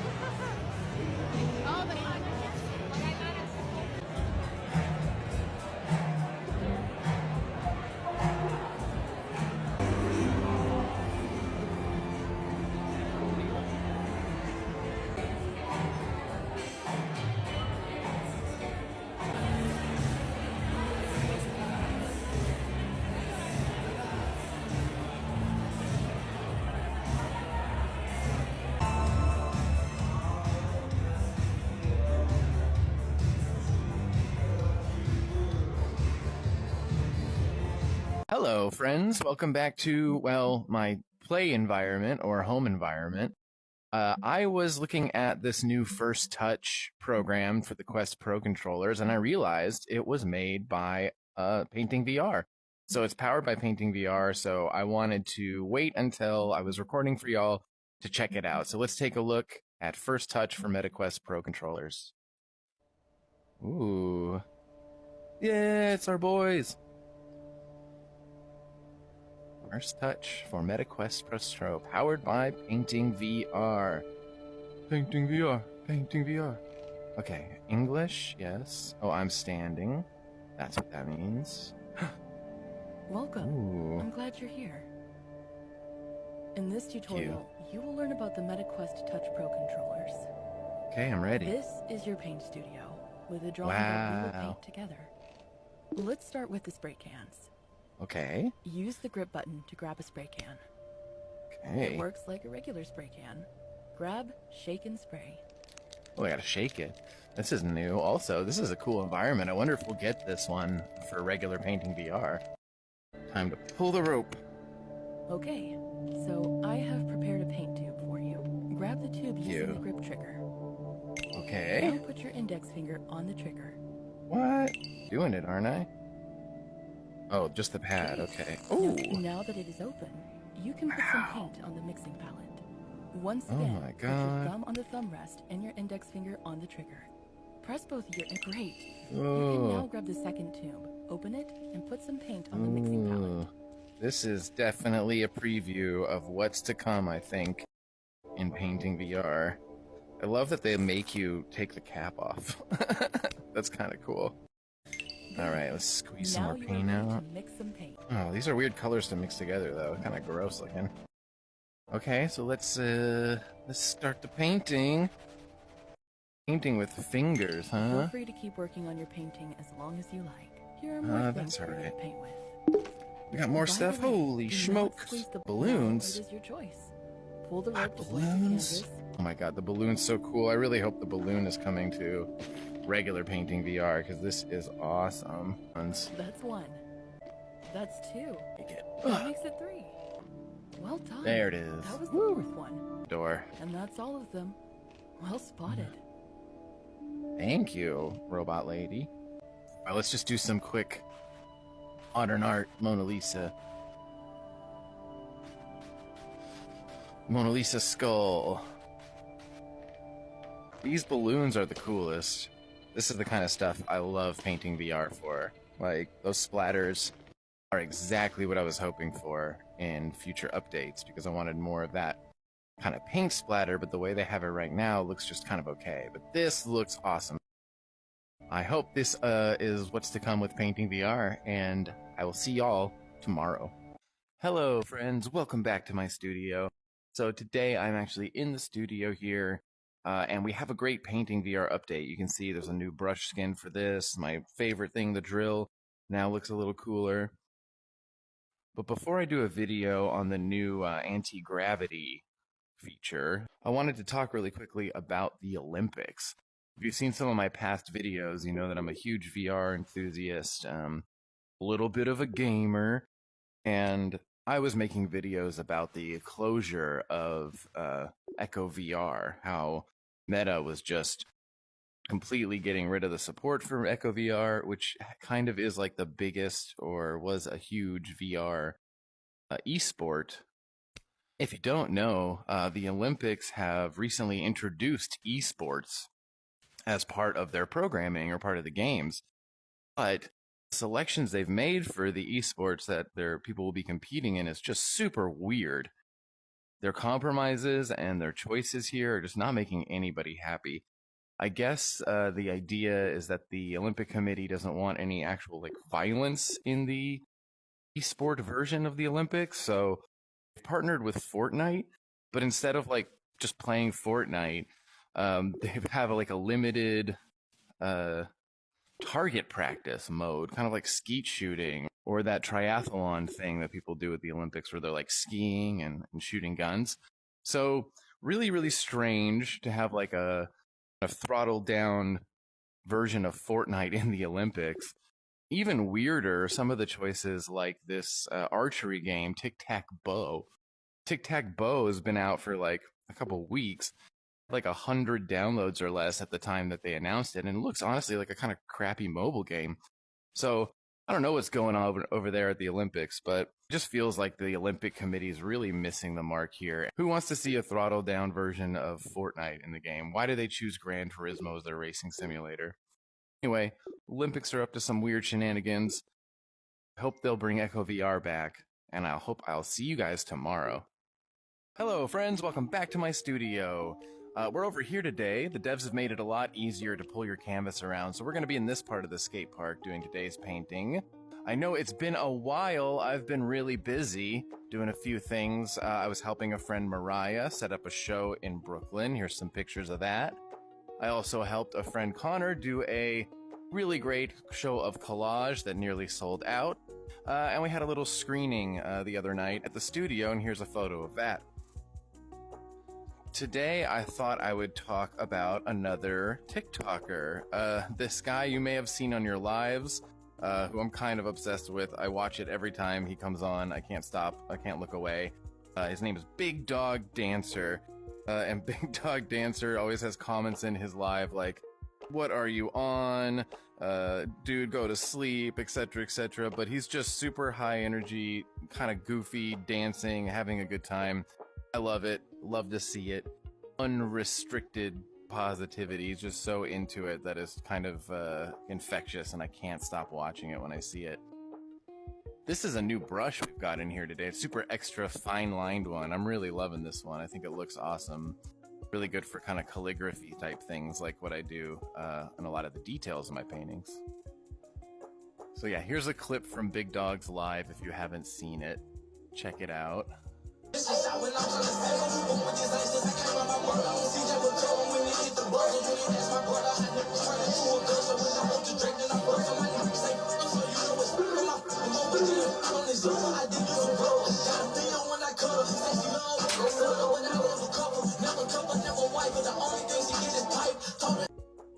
I'm super happy to finally have more time to get back into the studio and resume doing these daily paintings.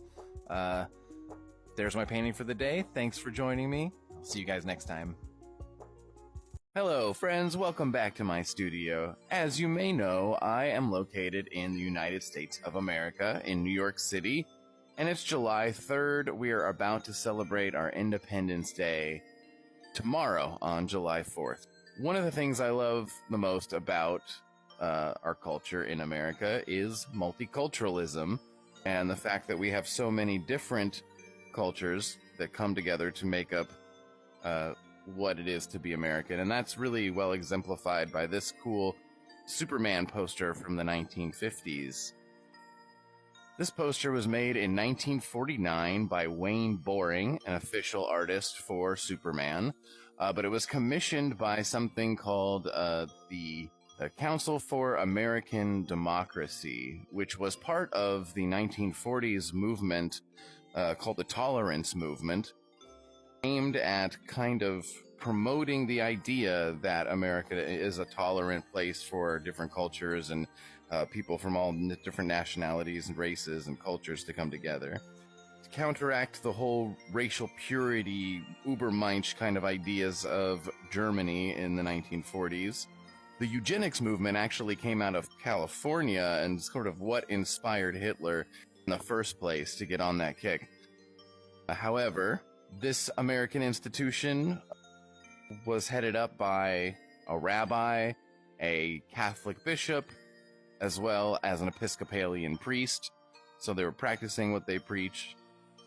And it wasn't met with universal praise. It was the era of McCarthyism, and they came under fire for not expressly denouncing communism, which is kind of silly, and if you think about it, since the whole idea against communism would be meritocracy, and all this institute promoted was treating people based on their merits and not their birthplaces of origin or their race. So anyway, I thought it was a cool little piece of our history. That's my painting for the day. I'll see y'all tomorrow. The Raphael of America. Hello friends, and welcome back to my studio. Today I'd like to talk about Benjamin West. He was born in 1738 to a Quaker family in Pennsylvania and completely self-educated in painting. It's rumored that he made his first brush out of his cat's fur and learned about pigments from the local indigenous population. By 15, he was well known locally as a portrait artist of considerable talent, and at 18, he painted a historical painting, The Death of Socrates, that would change his life forever. Not only was it considered to be the first secular historical painting to come out of the colonies, but it caught the attention of one Dr. William Smith from the College of Philadelphia, one of his first major patrons. He would later move to NYC like me, but considered it to be uncultured and boorishly capitalistic. In 1760, he goes to study the masters in Italy and is considered the first American-born artist to do so. There, he was shown a sculpture, the Apollo Belvedere at the Vatican, and when they opened the doors to the visitors, he exclaimed, "My God, how like it is to a young Mohawk warrior." The comparison of Apollo to a quote-unquote savage offended his Italian counterparts, but defending his statement, West said, "I have seen them often standing in that very attitude and pursuing with an intense eye the arrow which they had just discharged from their bow." In 1763, he intended to simply visit London, but would never return. Mind you, not because of any misfortune, rather quite the opposite. By 1768, he is appointed to a position in the Royal Academy of the Arts, and by 1772 was its president. Later, he would be appointed the historical painter to King George himself, and upon the king's death, West would proclaim that he had lost the dearest friend he had ever known. And that's the abridged story of Angelina Jolie is renting out Basquiat's old art studio. Hello friends, welcome back to Painting VR. Today I learned that 57 Great Jones Street here in Manhattan is set to house some sort of creative venture called Atelier Jolie by famous actress Angelina Jolie.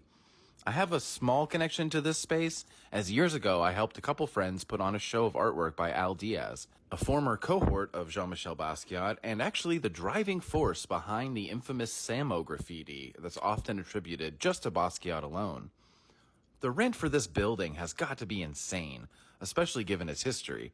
There's even a little plaque about Basquiat and Warhol's use of the space out front. And Angelina Jolie has even sworn not to touch the graffiti. But it was buffed recently, and so while that's well-meaning, I think it's a bit silly. I'd do whatever I want with the front of that space if I was paying that much.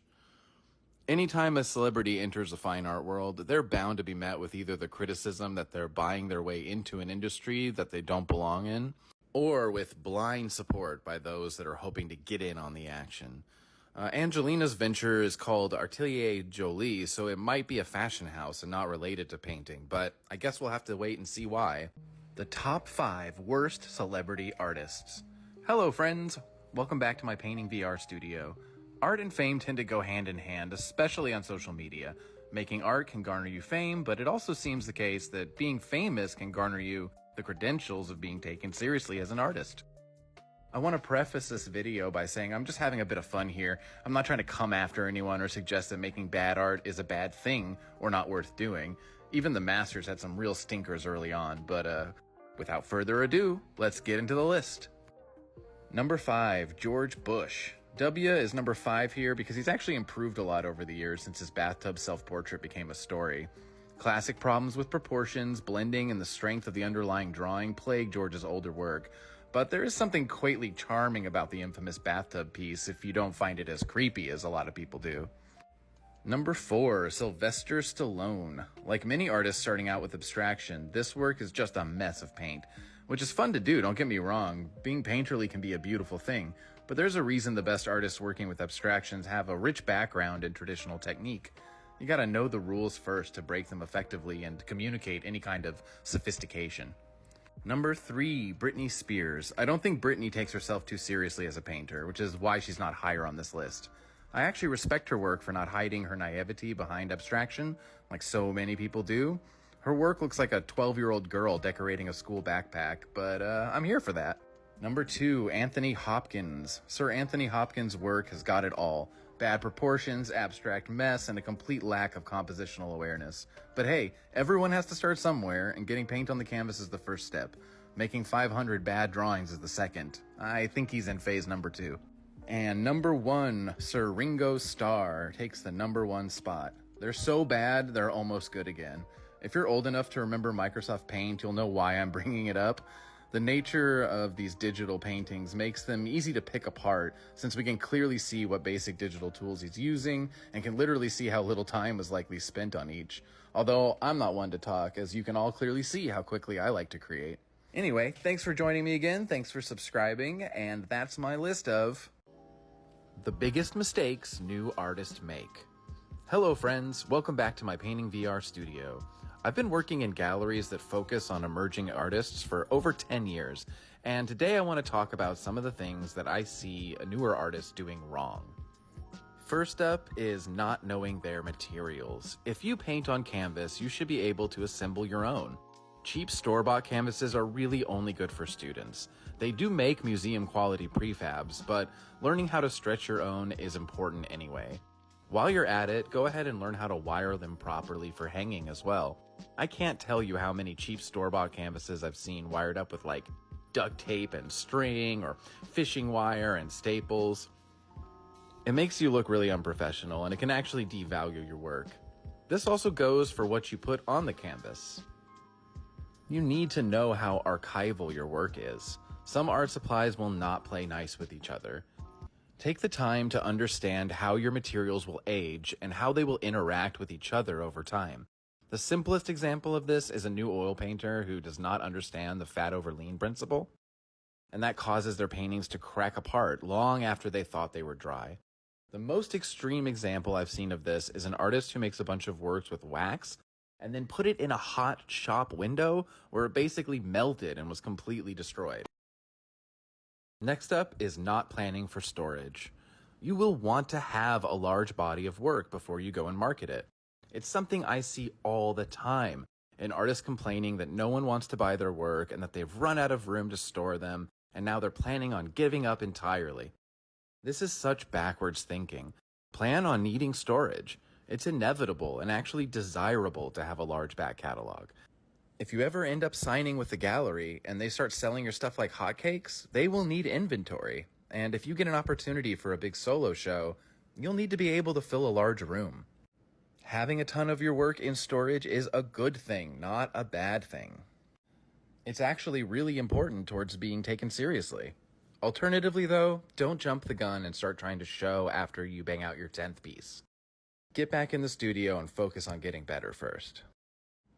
And while you're in the studio, take good photos of your work and stay organized, at least digitally. If you can't afford professional photos of your work, go ahead and use your phone, but take the time to evenly light your work before you shoot. Take the time to resize it, crop and straighten, color correct your pics. I've seen so many terrible photos of artwork submitted to open calls, and you should also be keeping data on the work, like when and where you created it, what it's made of, and its exact dimensions. Include all this info for the gallery when you submit it for an exhibition. Whoa, this video is getting a little long, so I'm going to cut it off here. If you liked this one, let me know by liking, commenting, and sharing, and I'll do a part 2. That's my painting for the day, and as always, thank you for watching. Maybe I'll see you in part 2 of Work Close to What You Love. Hello, friends. Welcome back to my Painting VR studio. Not everyone is going to make it as a fine artist. It's an incredibly competitive industry and a highly sought-after position in society. But if you're a real artist, you need to flex your creative skills to keep from going crazy. And everyone's got to pay the bills. So here's 3 art-related jobs you could consider to pay the rent on your painting studio.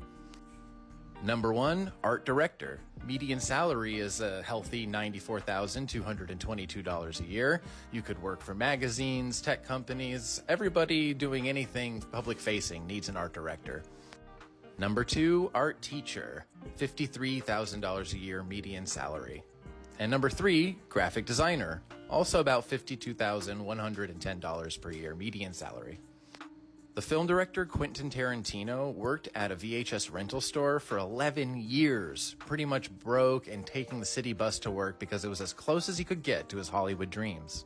And if you know his films, you can imagine how that access to that kind of library of film informed his expert use of tropes and made him what he is today. Another great way to make money with art, and an easy business to start on your own, is sign painting. I actually do holiday windows every year. It's not super glamorous, but I get paid and I get to be around what I like and sharpening my skills while I do it. And that's why you should always. An abridged history of automatism. Hello, friends. Welcome back to my Painting VR studio.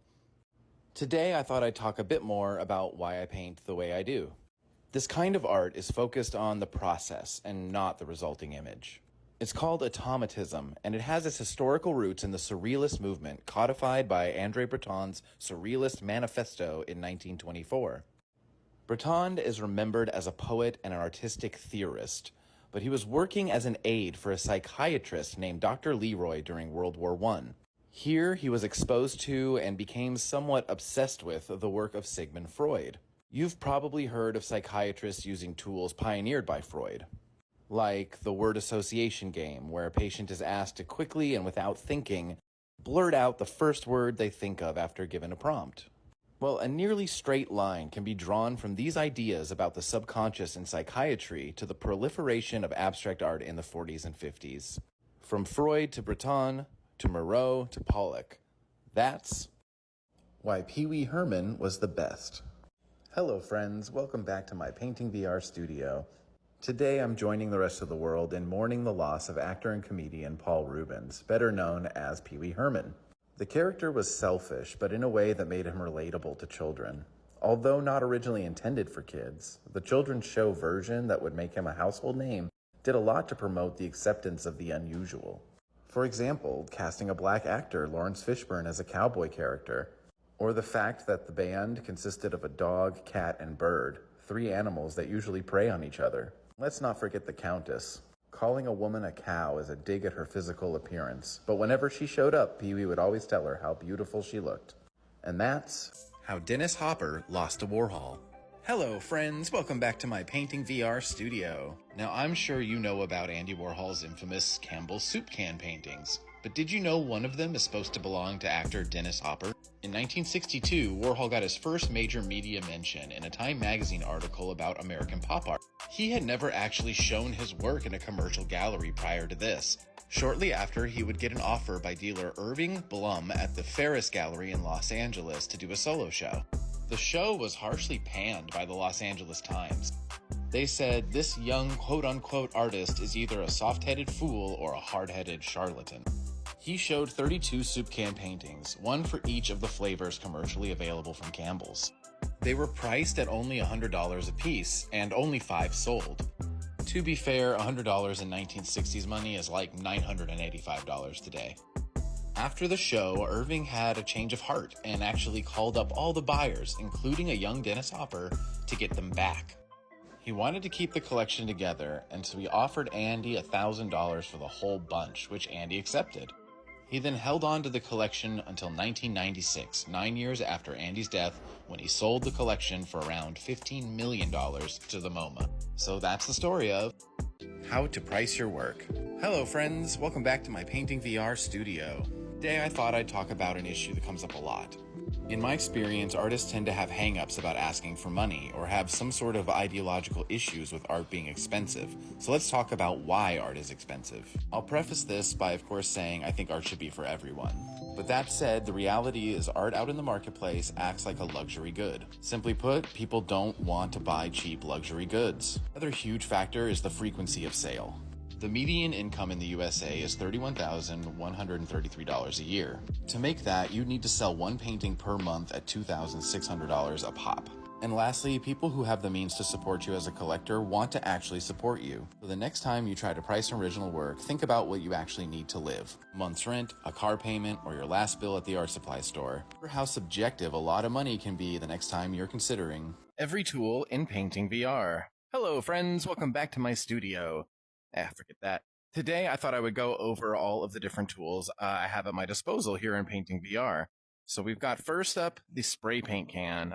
This used to be a lot thicker, but now it's kind of like harder to cover an area with paint, which is actually a good thing because you can do a lot more blending and mixing together. We've got our giant roller brush, pretty straightforward, a great way to apply big fields of color. With all of these brushes, you can change them in the menu right here. You can change the thickness, the smudge, and the mix. I always put the mix down, smudge down, and the thickness at 100. That way, it's just whatever is on the canvas stays there and doesn't interact with anything else. We've got a few markers. We've got like a fat marker. We've got a regular size marker and a very thin line marker, which is great for details and small lines. Next up, we got my favorite brush, the giant, big old brush. Got kind of a cool digitally paint effect. I think it looks really nice and makes some really cool brush strokes. We've got a more standard flat one, kind of painterly again, with some little brush stroke indications, but all in all pretty thick and solid. Same with this guy, a little round version of that. We've got a smaller one of the same round brush for a little bit of a smaller stroke.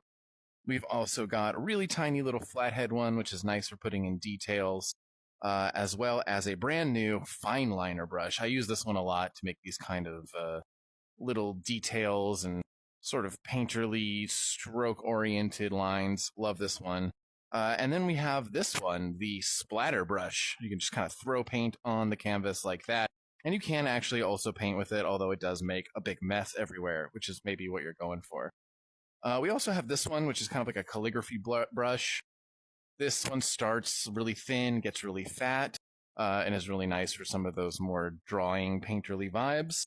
Some other tools we've got my drill, my favorite. So this one, you actually take these brushes, stick them on the end of the drill, and you can then spin it and get some pretty fun shapes out of it. It's also a great way to apply the splatter paint. Just kind of hold it down and let it do its thing.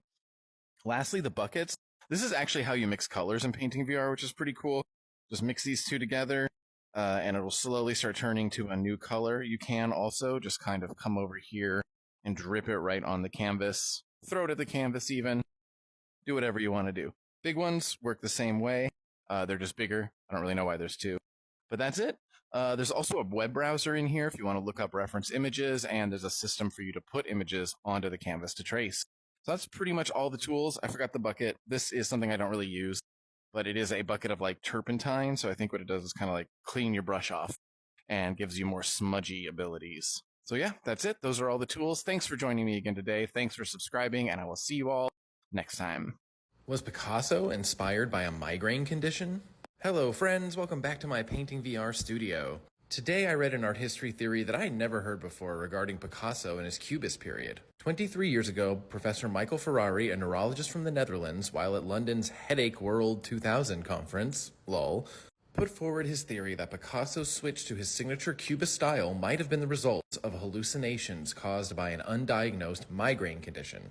He said, you suddenly see a change in his style in 1937 where he starts to paint faces in two halves with the eyes out of line and a major distortion of parts of the face. He claims it was the same vertical splitting symptom as his migraine patients. He even got a bunch of patients with this rare migraine to make sketches and drawings inspired by their visual symptoms. He claims that an audience of art historians were unable to distinguish the Picasso from one of these sketches at a rate of 33 to 50%. Begging the question, Goya married his way into art school. Hello friends, welcome back to my Painting VR studio. Francisco Goya is best known for his subversive work as a Spanish court painter, his depictions of civil unrest, and his infamous Saturn devouring his son mural. Saturn devouring his son was painted directly on the walls of his home in his later life. He was living in near isolation, disillusioned by politics and the ruling class that he had become a part of. But this wasn't the first time Goya could have been said to have been disillusioned. In 1763 and 1766, he applied to the Royal Academy of Art in Madrid and was rejected both times. Later, he would befriend another artist named Francisco. Francisco Bello was a member of the Academy, and he would go on to marry his sister. The connections this brought Goya would land him entry into the Academy in 1780. By 1785, he was appointed the Deputy Director of Painting at the Academy and then moved on to the Royal Courts. And that's how. The Painter of Light's Dark Side. Hello friends, welcome back to my Painting VR studio. Thomas Kincaid was born in Sacramento, California in 1958 and would grow up to become one of America's most polarizing artists. He was the most commercially successful artist in American history during his lifetime and was in his peak in the late 90s and early aughts. He had 350 franchise galleries at one time. Thomas Kincaid galleries seemed as ubiquitous as Orange Julius or the Sharper Image. His work was widely panned by critics as being kitsch fluffed, but he was raking in the cash, appealing to the American heartland's Christian majority. Upon his death in 2012 of an accidental overdose, details of his rocky marriage and struggles with alcohol and drug abuse would come to light. This would happen via a sketchy, unnotarized will presented by a mistress. It claimed to leave her $10 million, but only served to reveal, Turn your Quest 2 into night vision goggles. Hello friends, welcome back to my Painting VR studio.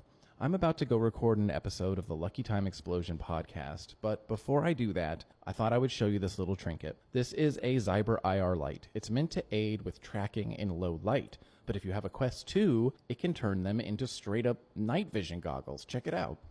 Unfortunately, it doesn't work with the Pro. I did try it. I do have another video promoting the Kiwi battery strap, and I am using that today, and I still stick by it. A lot of you said the Zyber one's cheaper, and I'm sure it is. I'm sure it's okay. If you're curious, you can see that I've got a Kiwi strap, a Zyber light, and a Bobo VR fan on my rig. In my next video, I'll be showing off some other artists that are working in VR to demonstrate what's possible with this software.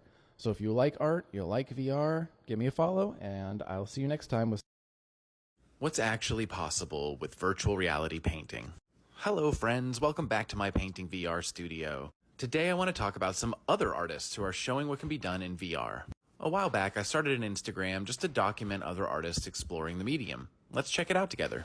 My paintings are intentionally made quickly so I can use the videos as a background for these TikTok posts. But as you can see, you can actually achieve some stunning results. These works were all made with Painting VR, Vermilion, Brushworks, or other traditional material simulators. And this is just what's possible now.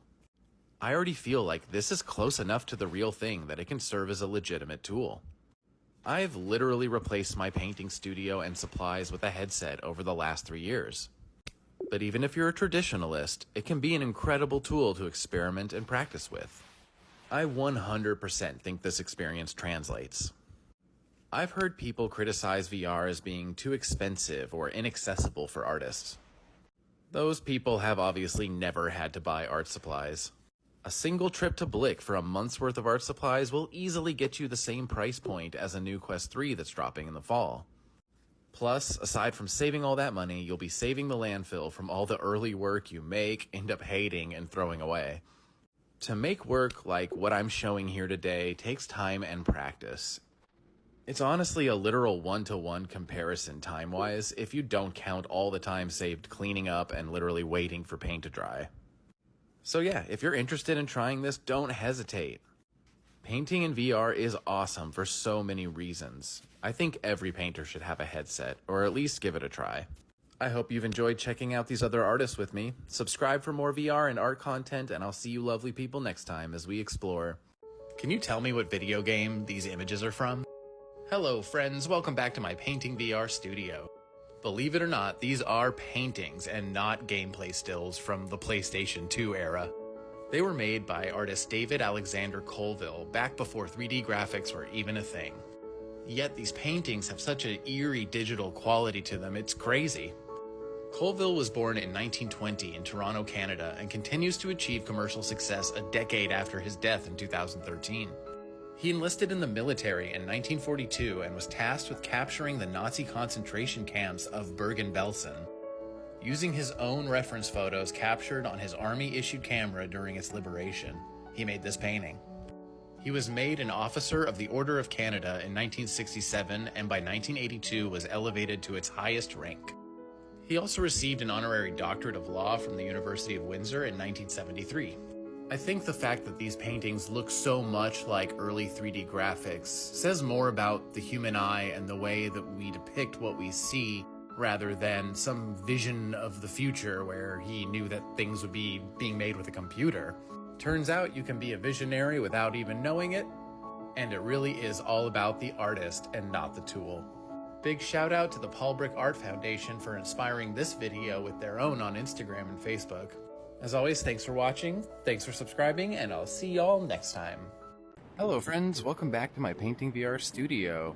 So unfortunately I was not able to get this easel upstairs, so I have managed to put every single tool onto this pallet, which we should be able to take upstairs with us, so let's go upstairs.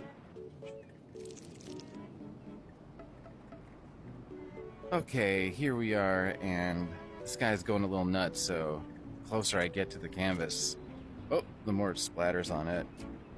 Oh, maybe this is how we paint today. What do you think? I feel like I'm doing battle with the canvas with this like ultimate gauntlet hand. I have a kind of, what does this look like? What's the purple guy from the Marvel movies? Yeah, he's gonna snap your hands. Okay, so yeah, amazing new technique.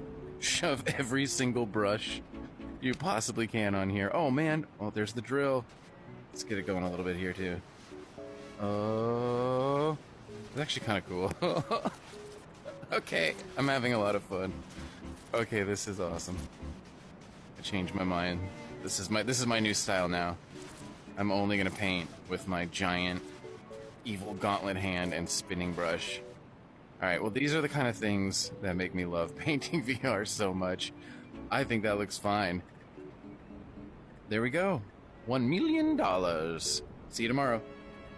Hello friends, welcome back. We are going for round 2 with our Thanos Power Fist Brush. And today I want to talk a little bit about digital scarcity. Digital scarcity is the idea that we can artificially create value for an otherwise infinitely repeatable digital asset. Blockchain enthusiasts are keen to slap a serial number on pretty much anything that's online. And while I think that it's clear digital assets are becoming more important to people's livelihoods, the entire concept of digital scarcity sort of rubs me the wrong way. It doesn't seem right to nerf one of the most miraculous aspects of our digital lives. I don't have any rare digital assets for you to buy, so you can support me by subscribing to this or any of my social media channels. Thank you so much for watching, and I'll see y'all tomorrow. Hello friends, welcome back. Today I'd like to take you on a quick tour of a few apps that you can use to make art in VR. This is Google Tilt Brush. Believe it or not, this app is actually 8 years old already, and it's also no longer supported by Google, so if we go to the sketchbook you'll see an error connecting there. When they stopped supporting this, they did open source it, so I believe there are 2 other apps on the store right now that you can go try out called Multibrush, and there's another one that does like AR, right? So you can do this kind of stuff in your room. Tilt Brush is really cool because it's got full 3-dimensionality, but the reason I don't like to use it is because this is not really like painting. This is a whole new kind of art form, and you have to be good at kind of spatial awareness, sculpting. It's really great for quickly sketching up environments though. This is Gravity Sketch, and it's what you want to use if you're doing actual 3D modeling. Unlike Tilt Brush, hey, there's my TV. It's a really terrible TV I started making. It's an extremely powerful 3D creator that has not only a brush kind of like Tilt Brush, but actually tools to make more solid objects. It's a lot easier to make stuff in 3D that's not just going to be made of straps and brush strokes. You can make really solid stuff in here. It's insanely powerful, and it's free. This is King Spray Graffiti. Older app, despite how great it looks. This is a spray paint simulator. It does a great job. It's really fun to play with. It's got a lot of cool environments. You can kind of teleport, check out different caps and thicknesses. If you're interested in doing graffiti or doing spray paint murals, this is kind of a cool way to train without getting arrested. This is Vermilion. Vermilion is a really accurate oil painting simulator. It also has AR capabilities, so you can just pop an easel up in your house, like this. So you can see, it looks like it's actually in here. It's got amazing tools, palette, bunch of different things to use, and you can make a nice little painting. Very realistic simulator. If you're interested in painting with oils, this is a great way to practice as well. And last but certainly not least, we have Painting VR, my absolute favorite. It's a painting simulator that's not really acrylic or oils. It's got a bunch of wacky tools, like this ridiculous monstrosity I've created and have been using in the last few videos. Yeah, that's pretty much it. These are the big 4 that you're going to find right now available on the Meta Quest store, so I can use all of these without a computer, just with a headset. It will work with the Quest 2 or the recently released Quest 3. So if you're an artist and you're interested in VR at all, it doesn't make you sick, get in here and check it out. It's amazing, and it's really freeing. That's it. See you guys next time. Hello, welcome back. So the president of North Korea here saying, why don't I just paint with real paint? Why don't I paint in real life? And if you know me, you know part of it is because I love technology so much. I love this app so much. And I love the freedom that painting in VR allows you. There's also another consideration, though, and that's cost. Literally, it's expensive to paint. A lot of people don't realize this. And especially if you're into the kind of work I am, like abstract expressionism, one of the biggest things you'll hear people say when they criticize your work is, that's a waste of paint. Well, I'm not wasting any more paint, am I? I'm making art and I'm having fun. I'm loving what I'm doing. And it's way cheaper. And one of the reasons I love to extol the virtues of painting VR is for other people to see that this can be something that you can explore and practice with. And, not everybody's got a lot of money to spend on art supplies. If you don't believe me that art supplies are expensive, go take a trip to Blick, and you'll see what I'm talking about. Anyway, so yeah, why don't I paint in real life? I actually have more fun doing this. I don't think art is all about the medium, and I also am saving a ton of money. So those are the reasons why I prefer painting in VR. I hope you guys can check it out too, or find something that you love, and try not to listen to people when they rag on it for whatever reason. All right, that's it. Love you guys. See you tomorrow. Hello, friends. Welcome back. I just want to show you this new rainbow brush they've got here, and something I found that I enjoy doing with it. I thought it was pretty cool, and I was kind of like, well, I don't know if I was going to use this. Like, it's neat. I love that it's something that you could never have in real life. But then I smooshed it against the canvas and started doing this, going really slow, and just inching it a little bit forward as wiggling it back and forth. And I think this is a really cool effect and something that I might actually use in a more prolonged work of art. I think this would be really cool if you could also select the colors that it's cycled through. So if you're watching Painting VR, that's an idea. Hey, all right. Thanks for joining me. I'll see y'all tomorrow. Hello, friends. Welcome back. I have a question for you. For all the artists out there, I should say. What is the most frustrating thing about art, or about doing art to you? What bothers you the most? What discourages you? I want to hear, because I think maybe I could respond to your comment and give you a little advice for free. I do get paid to do this. So, yeah, your chance, your one and only chance, free Brandon advice. Obviously, it won't be about how to paint, because I'm still learning how to do that. but I've been working as a gallerist for a long time, so let me know what weird questions you have about the art world, about making art, selling art, or whatever, and I will do my best to answer them. All right, see you tomorrow. Hello, Blue. As an artist who thought that by the age of 18 I would have my first solo show, and who is turning 39 tomorrow, I definitely relate to this one. There's good news and there's bad news. The bad news is that there's always going to be somebody better than you, likely at what you do, like exactly what you do. The good news is it actually doesn't matter that much. Things like skill, realism, rendering have kind of been rendered obsolete in the fine art world. And what people actually care about more than anything is your personal expression, and what you have to say with your work and how you say it. So don't stress about comparing yourself to other people. It's literally not the point. It's not a competition. And there'll always be someone better. And now it's like going to be robots too. So you got AI to contend with. So better to just nose down and focus on yourself. See you tomorrow. Hello, friends. Welcome back. This week, I'm answering questions about what frustrates you when you're doing art. And this question about style, I have a lot to say on style, actually, because style is one of those things that I think can really hurt an artist. You can get pigeonholed into one style or another. And the short answer here for PSP Kid is experiment a lot. Don't stop experimenting with styles. Try something that's totally radically different. If you see something that you like that someone else is doing, give it a shot. Try to do it yourself.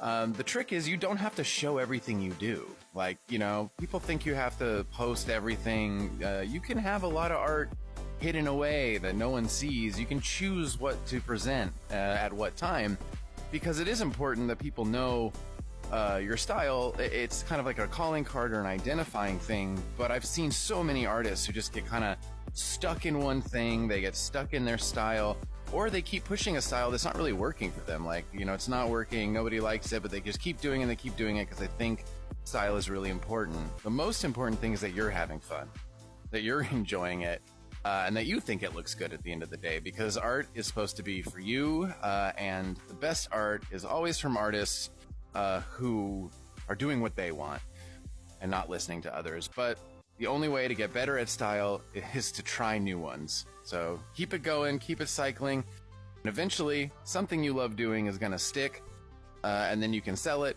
and then you can keep doing it ad nauseum until you're sick of it. All right, that's it. See you guys tomorrow. Hello, P. Butler. I don't want to discount your lived experience, but I find it kind of unlikely that a gallery would be discriminating against you based on your young age or the way you dress.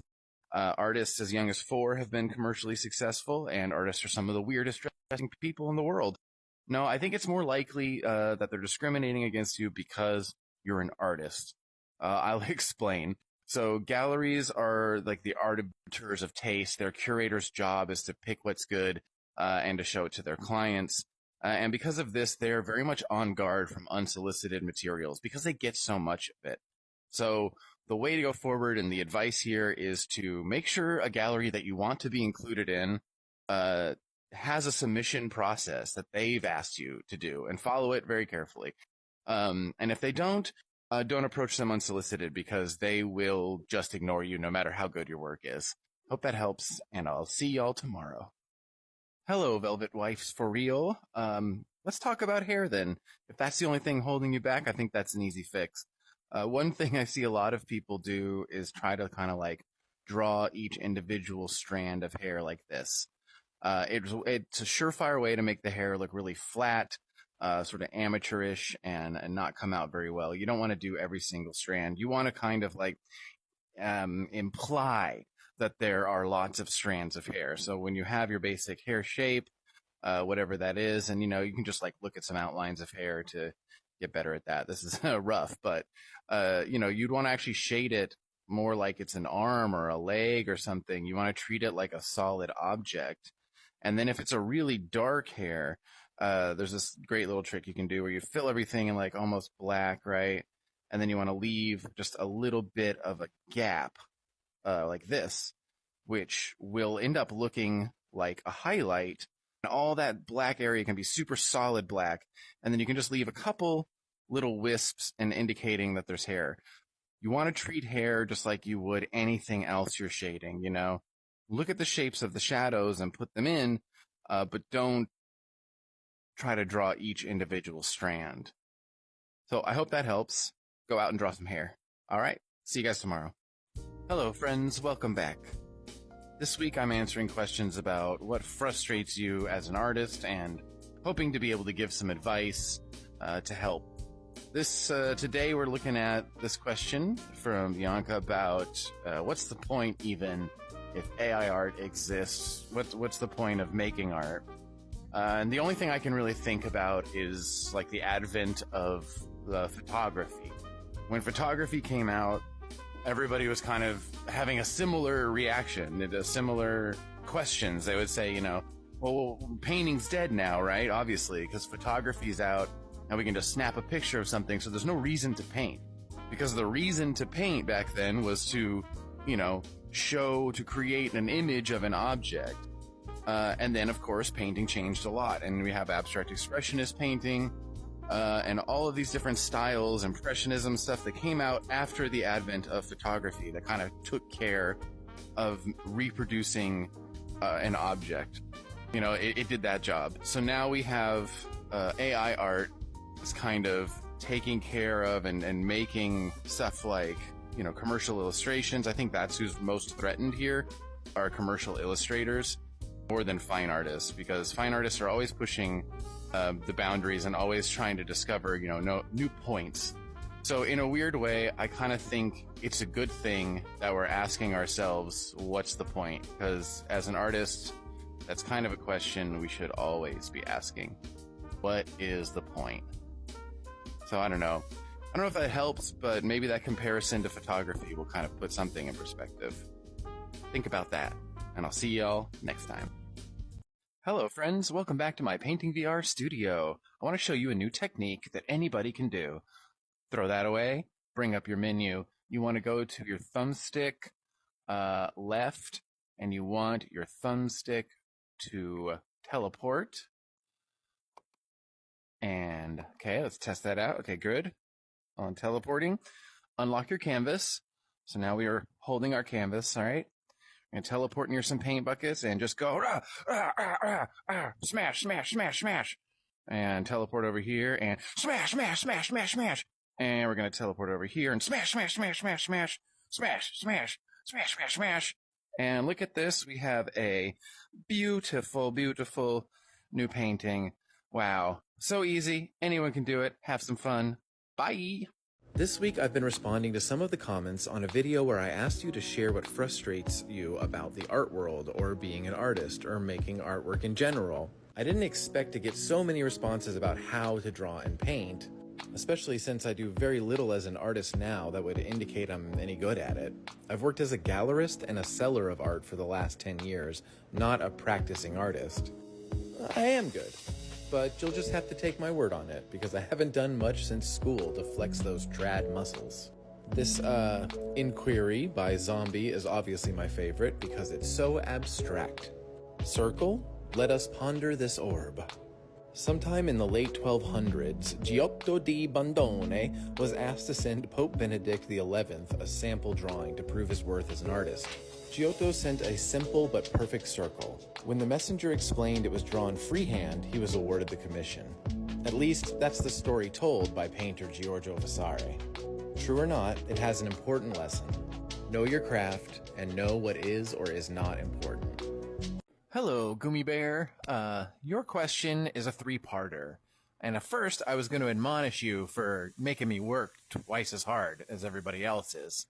Then I realized that not only have I already answered the question about artists who are younger than you and that frustration that you can get by looking at somebody who's come further than you have in a shorter amount of time, and that you shouldn't worry about it and don't pay too much attention to it. But I also noticed that your other two questions about art block and about forgetting all your skills after a period of inactivity are kind of like the same question, or at least they have the same answer for advice. And this is a tough one. I mean, like, I struggle with this. I was gone from TikTok for like 5 months because I was overthinking my work and I was overthinking my videos, and it turned into a bigger chore than it needed to be. The same thing goes with your art practice. Kind of my advice is to stop taking things so seriously. Chill out. Just try to draw a little bit every day. And you know what? If you don't feel like drawing, that's fine, because you don't have to. I think that people should get off their own case a little bit about making art, because the best art comes when you're inspired to make it. Everyone works a little differently. And even though it feels like you can forget your skills when you go out of practice a little bit, it's kind of like riding a bike. And once it really connects, I don't think it's going anywhere. But yeah, ultimately my advice for getting over artist block and forgetting your skills is sit down every day and try to draw a little something. And when I mean a little something, I mean like be really forgiving with yourself. Try to draw like one stick figure and be like, fuck it, I'm out. That's fine. You can totally do that. But if you don't sit down to try, you won't find that inspiration will come. So in order to get your inspiration flowing again, I recommend just sitting down and doing one thing, even if it's just drawing a single triangle or a single square. Just do that and then call it quits for the day. I think you'll find that you'll enjoy the process again and you'll start drawing more. Anyway, all right. Hope that helps. Get out there and draw a single rectangle every day. Hello friends, welcome back to Responding to Frustrated Artists. Today we're responding to unknown. My hand does not follow my brain. So you're right on the money that your issue is your brain. But don't worry, it's not your brain. Everyone's brain has this problem when they start making art. Medical science has taught us that the different hemispheres of our brain are responsible for different things. The left side of our brain is responsible for more analytical, mathematic kind of things, and the right side of our brain is responsible for more artistic stuff. In a nutshell. It's more complicated than that, but let's go with that for this video. So what's happening when you're trying to draw something from reality or even from your own imagination, and it comes out wrong or looking weird or amateur, is actually a result of your left brain getting in the way of learning how to see the world as an artist does. When you try to draw a face, either from life or from your memory, your left brain tries to break it down into the components that you logically know exist. A head, eyes. A head is round, so we draw a circle instead of paying attention to the details of a jawline or a person's unique shape. We reduce eyes to simple almond shapes because that's what logically we know them as. We put the eyes too high on the head because most people have hair or bangs that prevents us from seeing how central the eyes are to the actual anatomy of a person. And it's not just human anatomy that this interrupts. If you asked an inexperienced artist to draw the door frame in front of you, they will likely draw this simple angled shape, which is more like a diagram for building a door frame than what the one in front of you actually looks like. So your problem is actually that your hand is following your brain too much, and you need your hand to follow your eye. Get that brain out of there. I have the perfect exercise for you to retrain your hand and brain relationship. But you'll have to wait till tomorrow when I respond to another artist asking about anatomy and stuff. If you like this kind of content or my content in general, please like, share, copy link, and all that good stuff. I never ask you to do it, so I figured I should start. Thank you so much for watching, and I'll see you tomorrow. Hello, friends. Welcome back to my studio. Caught it. So we've been talking about what frustrates you as an artist, and a lot of you are asking me about drawing anatomy, about drawing hands, or drawing from life. In my last video, I talked about the left brain block, which is really important. Go check it out if you haven't seen it. But I promised you an exercise, and that's what I'm delivering today. This exercise is called blind contour drawing. The way it works is I am going to put my pencil down on my canvas. I'm going to look at my subject, and I'm going to slowly trace both with my eye and my hand at the same time. Not looking at my canvas, I am going to follow the outline on this person everywhere I see it, from every little hair, every little wrinkle, you name it. I'm going to carefully keep my eye and my hand moving at a consistent speed and sort of tracing this guy's face and hairline. Let's go from the ear into the eye, into the nose, to the other ear. So here we go. I'm not going to talk during this. I'll speed it up.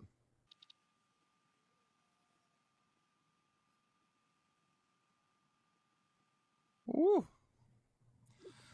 Okay, so that's a lot harder in VR than in real life, but this is what a blind contour drawing looks like. It's not perfect. It's funny, it's wiggly, it's gotten this this line going from one side to another. The reason this works is because it's training your hand and your eye to work together. It feels so wrong. It feels so wrong to be drawing without looking at your page. But trust me, this is what you want to do. This exercise, blind contour drawing, will eventually train your hand and eye to work together when drawing something from real life or even your memory. And the more noses you look at and draw, the easier it'll be to make up a nose when you need one. I hope this demonstrates how to do blind contour drawing. This is not meant to be an actual illustration. It's supposed to be an exercise that will help get you out of your left brain and be able to draw more realistically. All right, I hope that helped. I'll talk to you next time.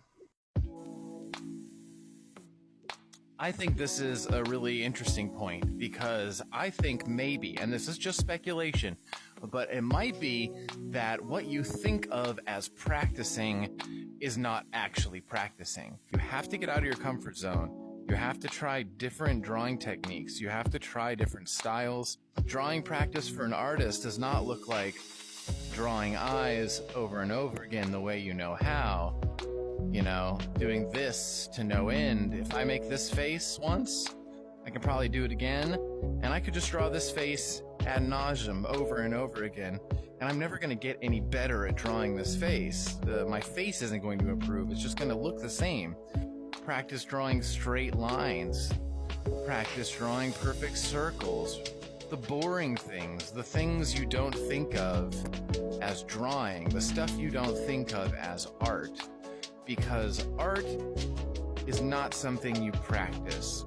Art is something you do with technical skills you learn. And if you're not learning any new technical skills or any new blending techniques, drawing techniques, your art's not going to get any better because you're just going to be doing the same thing over and over again. In fact, all you're really doing there is ingraining yourself with bad habits. So you're actually making yourself a worse artist by practicing the same things over and over again.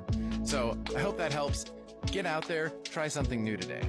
Hello friends, welcome back to my studio. Let's talk about the hysteria over the Apple Vision Pro. So you've got a bunch of influencers wearing it around in public, on the subway, riding their bicycle with it, riding their skateboards with it. And you got a bunch of people in their Cybertruck and their Tesla, like riding along with the autopilot and using it while they're in their car. And the internet seems to be dividing along two lines.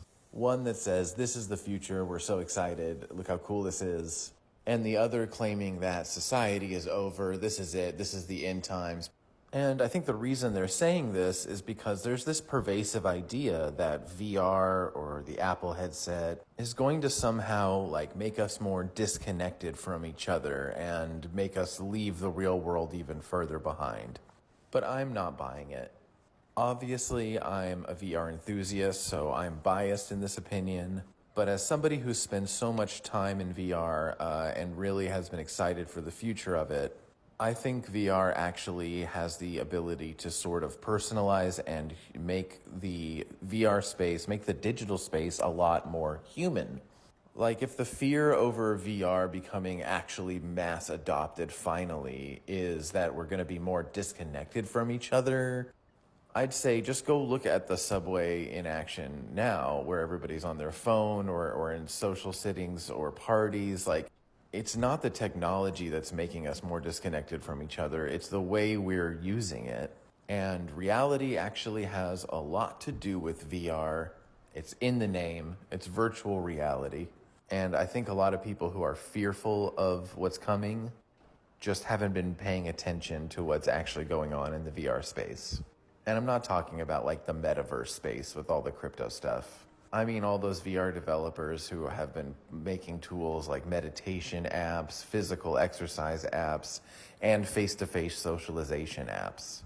VR technology is nothing new. If you want to see a dystopian vision of an AR future, go check out the film Hyper Reality. It's a short film, you can find it on YouTube, and that's like the most dystopian vision of where this could go, I think. But as you're watching it, remember that it's not the technology that's problematic, it's what we choose to do with it. Okay, that's it. Thanks for joining me. Bye! Hello, friends. Welcome back to my studio. Today I want to talk about this 8-month-old YouTube video. I just saw it last night. It's called The AI Art Apocalypse from a channel called Hello Future Me. And while I was watching it, I felt like a little called out, and in a good way, because I often use this comparison that AI is kind of like photography was back in the day, where the way that photography changed painting, I had posited that AI would change art as we know it in a similar way. Now, I definitely think that it's not going away, and he agrees as well. But the way he talks about the culture of AI companies and the kind of big corporations that are making this technology and using it to try and make money, the way they really dismiss a lot of artists' concerns or complaints about being circumvented for payment, I think is really valid. And I just want to make it clear that, like, I think artists should be paid for putting their work into these models, especially with the amount of artwork that exists today, the amount of artwork that is free in public, commons licensing, public domain, and how many artists like myself who would be willing to contribute to these models just for the sake of bringing that technology further. I think the most potent example he gives for his argument during this video is the comparison between music AI and art AI. Why should musicians get this consideration and not artists? Anyway, that's it. Thank you. See you later. Hello, friends. Welcome back to my studio. With everyone talking about the Apple Vision Pro and the future of AR, I thought it would be a good opportunity to look back into time and talk about the Sword of Damocles from 1968. It was developed at MIT by Ivan Sutherland with the help of his students Bob Sproul, Quentin Foster, and Danny Cohen. And it was a very simple wireframe display, but it's interesting for a few reasons. One, because it's not virtual reality, it's really augmented reality. It had little glass displays that you could still see through, so you were able to see the room as well as a very basic wireframe. Almost akin to like the Virtual Boy from Nintendo, only the Virtual Boy wouldn't be released until 1995. What I think is most interesting here is probably the name they decided to give it. If you don't know the story of the Sword of Damocles, King Dionysus offered to swap places with Damocles after he commented on how luxurious and good of a life the king had. But to try and demonstrate his point that his life wasn't all that, Dionysus hung a sword above the throne from just a single horsehair, trying to give a lesson that, he's under this constant threat. And the Sword of Damocles would go on to have like several meanings in popular culture and be used well into the time of the creation of this first AR device. People use it as a symbol for impending justice or impending danger. Kind of a way to say that, it seems nice at the top, but there are a lot of dangers and responsibilities literally hanging over your head. Which begs the question, why would they name an AR device this? I don't know. It's got a lot to think about, so let me know what you think. I'll see y'all tomorrow. Hello, friends. Welcome back. Particularly you, Mayo. Thanks for asking. This kind of work is generally known as surrealist automatism or abstract expressionism, or, it has a few different kind of names, but the point of it is really for me to just kind of turn off my brain. So my thought process behind like making this TikTok account or painting in VR, is a little bit more complicated than I can maybe cover in a video. But the short answer to your question is to have no thought process. I'm trying to just purely play around to kind of let my brain wander. I like talking while I paint, though, and sometimes what I'm talking about will come out in the work in weird ways that I can't really explain. But yeah, my thought process here is really just mainly experimentation, learning my tools, getting comfortable making marks, and also just kind of like following what I think would look good aesthetically. I end up thinking about color a lot. I've kind of talked in the past a little bit about why I like to paint digitally or paint in VR. So I guess the thought process behind why I paint in VR is more complex or more considered.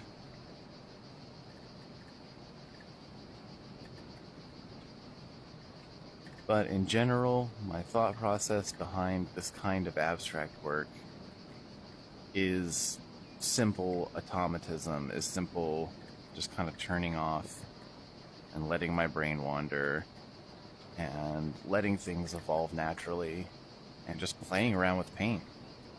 It's kind of a very selfish practice. I'm not attempting to depict anything, and I'm not attempting to show off skill. I'm just trying to have some fun with it and make something that I like looking at. And it can be hard to explain. It can be really hard to kind of put into words why I think something works or doesn't work. I think this needs a big pink stripe right there. I think, though, I need to turn off. Oh, that's kind of nice.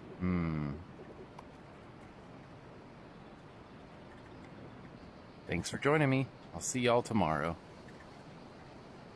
Wait, stop scrolling. I'm going to show you how to make a masterpiece in under a minute. First, we get our background paint. There we go. Now it's not so boring, just plain white. We got some color down. Now we need our main subject. That's our big brush. Now everybody knows it's a painting. Now we need some flair, something cool to make it a little more interesting. We've got some splats for that, little strips. Everyone loves drips. Everyone loves splatters. There we go. Now we know it's art. And lastly, we need a focal point. Here's this red brush, a little red dot right there. Voila, Bob's your uncle. There's your masterpiece. My name's Brandon. Please follow me for more, and I will see y'all tomorrow. Wait, stop scrolling. I'm going to show you how to make a masterpiece in under a minute. First, we get our background paint. There we go. Now it's not so boring, just plain white. We got some color down. Now we need our main subject. That's our big brush. Now everybody knows it's a painting. Now we need some flair, something cool to make it a little more interesting. We've got some splats for that, little strips. Everyone loves drips. Everyone loves splatters. There we go. Now we know it's art. And lastly, we need a focal point. Here's this red brush, a little red dot right there. Voila, Bob's your uncle. There's your masterpiece. My name's Brandon. Please follow me for more, and I will see y'all tomorrow. Hello, friends. Today I'm in Gravity Sketch. I got this gig to make a dice prison pin opticon, and this is the first draft. So it's like a tower in the middle. You throw your dice in there, they jingle around, they pop out the bottom here. And I'm going to be building a second story up here, adding some more details to this thing, and maybe making like a spiral staircase around it. So yeah, just wanted to share that. Hope you guys are having a lovely day, and I'll see y'all tomorrow. Welcome back to my studio. So today I thought I'd talk a little bit about how to take criticism, or rather why you should take criticism. One of the things that I hear a lot from artists is that, you know, they're so terrified of what people have to say, or like the opinions of their art. They don't want to look bad. They don't want to look amateur, or, you know, they get really defensive when somebody doesn't understand their work. And basically, the reason you should take criticism is because art, while it is a very personal thing, it is something that like reacts to the world, and you're not always going to be understood. And I think it's good to have feedback. The kind of the same way that like a television studio has a focus group. They hire people to come in and watch programs or look at products to tell them what they think. And I guarantee you, things that make it to production and end up making a lot of money don't always do well in focus groups, but there can be a good indicator. So, you know, you should pay attention to it, but the reason it's so hard and the reason it's so scary is because art is very subjective, and everyone has their own opinions. So it's kind of like a big focus group where everyone's really impassionate and uses it as an excuse to express themselves as well. So don't take it too seriously, because most artists, Andy Warhol, Picasso, whoever, you name it, especially Edvard Munch, people like that, you know, the people who actually created history and made art that's hanging in all these museums, a lot of them were not understood in their time. That doesn't mean you won't be understood in your time, but it does mean that it matters not so much what people actually say.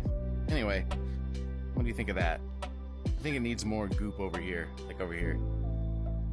Please criticize this art piece in the comments, and I'll see y'all tomorrow. Hello friends, welcome back to my Painting VR studio. Today we're checking out this update.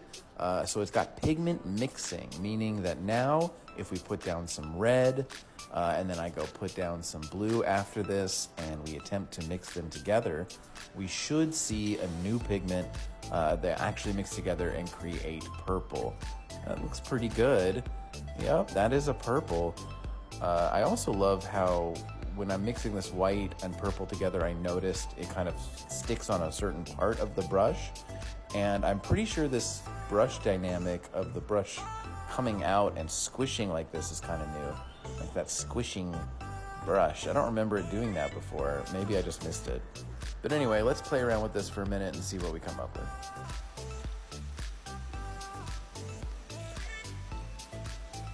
Okay, and I think I definitely need to spend more time playing around with this, but for now, see you later.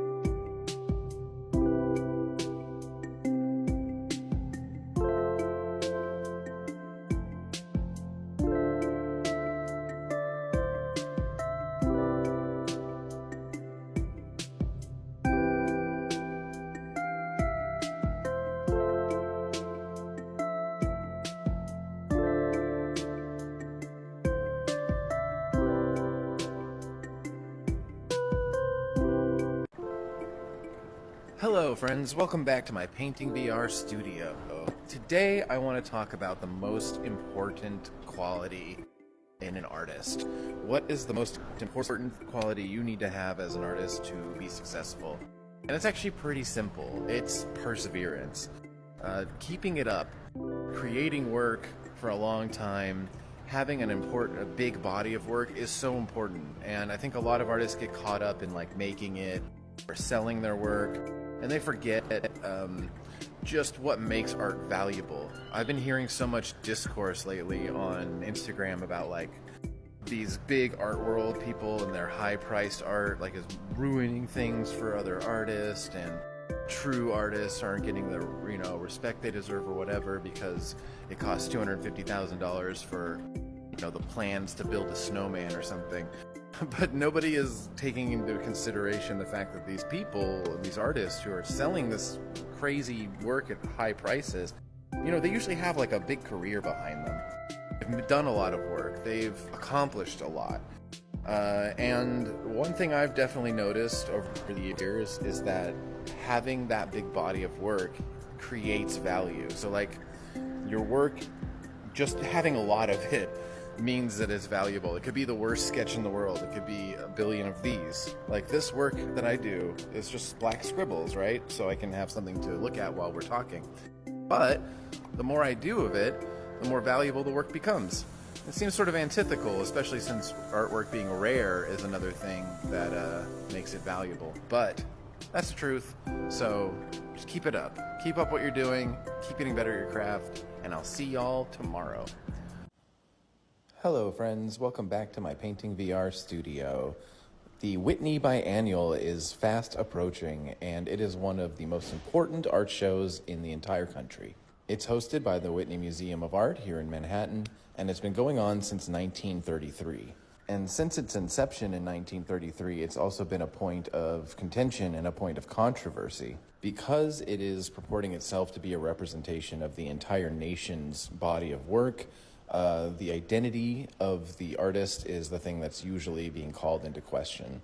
There are often complaints that there are just too many old white guys, basically. Most recently, a white woman was accused of trying to profit off of black pain by showing a painting she had done of Emmett Till in his open casket.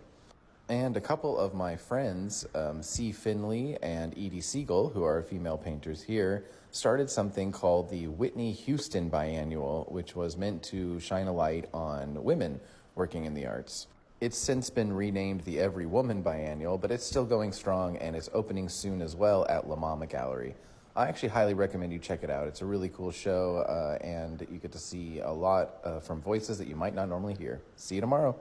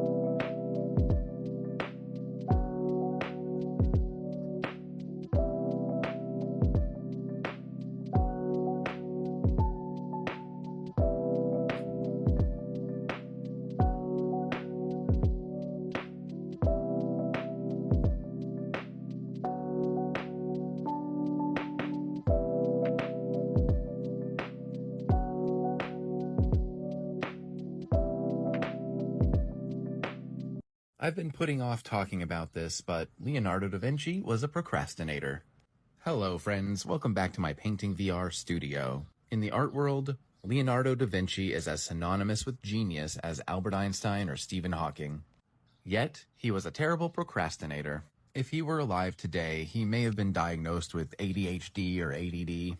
He was meticulous when focused. Yet, he left behind hundreds of unfinished drawings, notebook entries, and had to be threatened with having his funds cut off by his patron in order to find the motivation to finish The Last Supper, along with many other notable works. He was easily frustrated by his clients and held little loyalty, making a living not only as an artist, but as an engineer of war machinery to the highest bidder. He was said to be easily distracted. The Mona Lisa took 15 years to get finished, and The Virgins of the Rocks was commissioned on a 7-month timeline, only to end up on the drying rack a full 25 years later. So if you suffer from procrastination related to your art practice, you're in good company. By now, in 2024, there are tons of studies you can read about the link between creativity and procrastination. But the short and skinny is that a procrastinator's solutions may be more creative simply by not being the most obvious or immediate. If you define procrastination as the inability to start something, Leo does not fit the bill at all. He couldn't stop starting projects. It was the finishing he struggled with. Sometimes it pays to sit and think on something. Just don't piss your patron off too much or they'll throw it to someone else, even if you're a genius. Follow me here for videos like this and check out Lucky Time Explosion on YouTube. I have a brand new podcast and we're hoping it goes somewhere, so hope you like it. Thanks for watching. See you later. The painter of space wasn't a fan of actually going there, nor was he really a painter. Hello, friends. Welcome back to my Painting VR studio. Yves Klein was born in 1928 in Nice, France, to a family of successful artists but never received formal training as one. Rather, he would find his way to painting as one of many means to express a singular idea and a personal obsession, the infinite. The story goes, as a young man, he and 3 friends were laying on a beach and staring into the sky when they decided to split the universe up between the 3 of them, as one did before phones and TikTok. One of the friends claimed all material things, the other claimed language and words, and our boy Yves was left with the void, or the space between things. And like his own personal Big Bang, this moment would expand beyond comprehension to define his work and his artistic legacy thereafter. However, an artistic legacy may not have been his first choice. Klein preferred judo, and began his pursuit of art only after some major failures pursuing that original passion. Klein's most famous works are his blue paintings using his own signature color, IKB, or International Klein Blue. Their canvases coated in a textural application of his favorite blue pigment, suspended in a specially designed medium. They were about as well received by the New York art world of the time as they would be by that kid who keeps commenting, "That's not art," on my posts here. He's sometimes lumped in as like a California artist because his work had more in common with the coming light and space movement out there than it did with the New York minimalists of the time. He is remembered as the painter of space because he certainly wasn't painting, well, anything, but instead was sticking to his allotment of the void from that day on the beach. You may roll your eyes at his pure blue canvases, but there's a reason his legacy continues on to this day in products like Culture Hustle's version of IKB, or the Zima Blue episode of Love, Death, and Robots. Not bad for someone who died of a heart attack at 34. Klein was working with big ideas and a monochromatic palette of his own making during a time when the world was already knee-deep in redefining what it means to paint. When I was younger, I was on a field trip to MoMA before I knew anything about this artist or his ideas, and I got stuck standing in front of one of his blue canvases. The pigment is extremely vibrant, and it really does feel like getting sucked into the void to view in person. I would call him a conceptual artist. He didn't just paint stuff blue, but created his own fake newspaper to disseminate his radical views on the nature of immateriality and the void.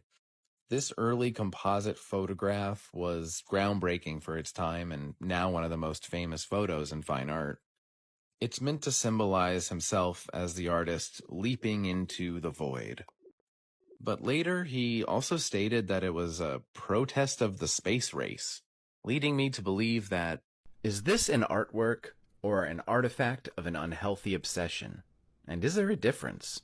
Hello friends, welcome back to my Painting VR studio. Jay DeFeo was born in 1929 in Hanover, New Hampshire. Her mother was a nurse and the child of Austrian immigrants, her father an Italian-American medical student. He took a job as a traveling doctor for an organization called the Civilian Conservation Corps, which led to her living much of her early life with her paternal grandparents in Oakland, California, the same city that I moved to New York from in 2008. She was born Mary Joan DeFeo, but acquired the nickname Jay in high school.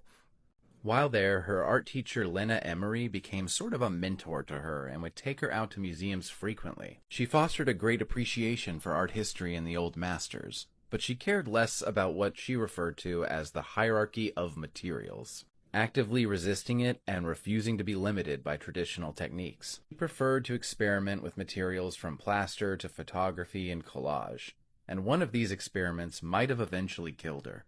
The rose, also referred to as the white rose or the death rose, was a huge canvas that took up an entire bay window in a San Francisco flat she shared with her then husband while she was working as an artist model. It became her sole project and a personal obsession for a period of 8 years. It was created by an endless cycle of building up white and black paint, small items from her life, and then being carved down and the process repeated. In the early 60s, this white paint contained lead, and her friend Bruce Connor would later state that as she worked on it, she became crazier and crazier, requiring an uncontrolled event to cease its production. This event would come in the form of an eviction from her apartment, which would be no easy task as over the course of those 8 years, she had used a literal ton of paint in its creation. The moving men had to cut the wall around the window out to remove it. It ended up at the San Francisco Art Institute, being stored behind a wall until 1995, when it would be acquired, restored, and entered into the permanent collection of the Whitney Museum here in New York. Jay died in 1889 at the age of 60, passing away due to lung cancer. Studies show that the link between lead and cancer is weak, but those that do correlate the two come from looking at workers with an unusually high occupational exposure to the stuff, which we could certainly say about Jay during the time of the rose's creation. The work is beautiful. The story is tragic, leading me to ask, Hello friends, welcome back to my Painting VR studio. Let's make some art. Number 1, bowling cans.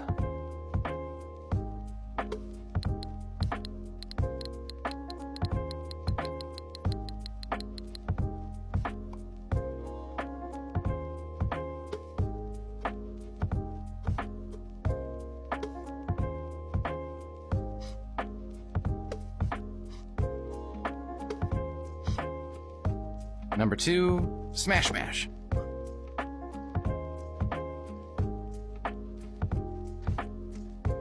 Number 3, floppin' and raking.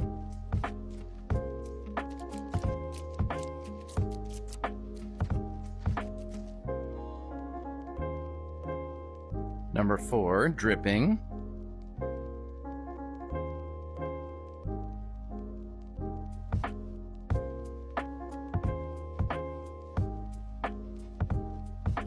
The waterfall. Number 5, the toss.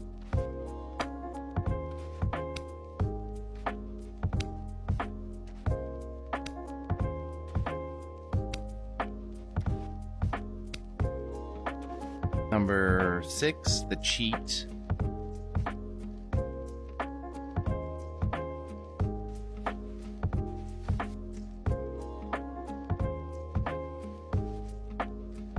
And last but not least, the drill.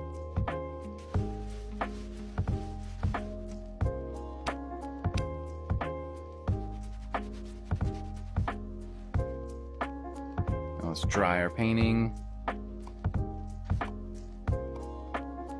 Thanks for joining me. I'll see you next time.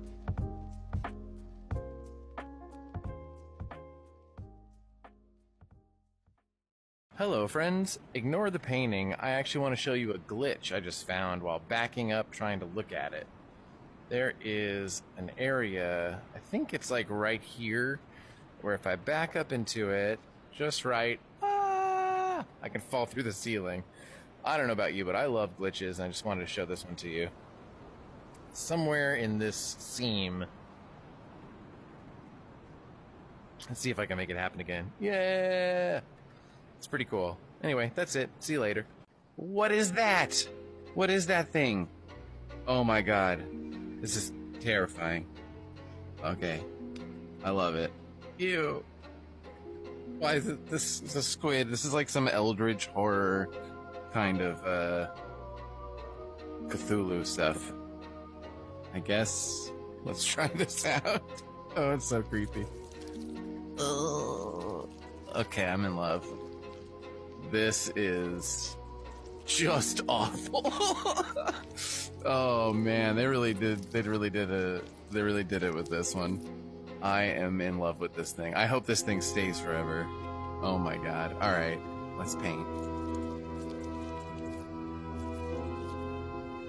Oh. Okay, I need to like dip him in that rainbow can for sure. Let's see.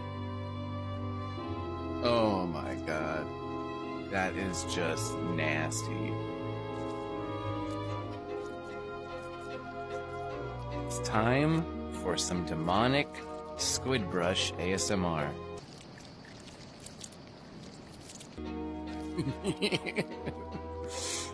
I really hope this isn't just for Halloween. I hope we can play with this forever. This is so gross. Ugh, I'm sorry. I feel guilty. Oh man, it's glitching out. Now he looks more like a squid. This is actually making me hungry because my favorite thing ever is squidding pasta. I love squidding pasta. It just tastes like the ocean. Okay. That's all for now. Thanks for joining me. I'll see y'all next time. Hello friends, welcome back to my Painting VR studio. Today I want to talk a little bit about one of my favorite art movements, the mission school. No, not that kind of mission school. We're talking about a period in the late 90s and early 2000s where a populist style of art inspired by skate, surf, and graffiti culture rose to prominence. The name refers to the Mission District of San Francisco, where several of the biggest artists belonging to this movement lived and worked. The term was coined in 2002 by art critic Glenn Helfand, although artists grouped together under this banner often rejected it. Criticisms of the name included the geographic specificity, as a similar aesthetic principles were on the rise across the country and the larger Western art world. While Banksy was coming up across the pond using rough stencils and overt messaging, the Mission School was a quieter kind of protest.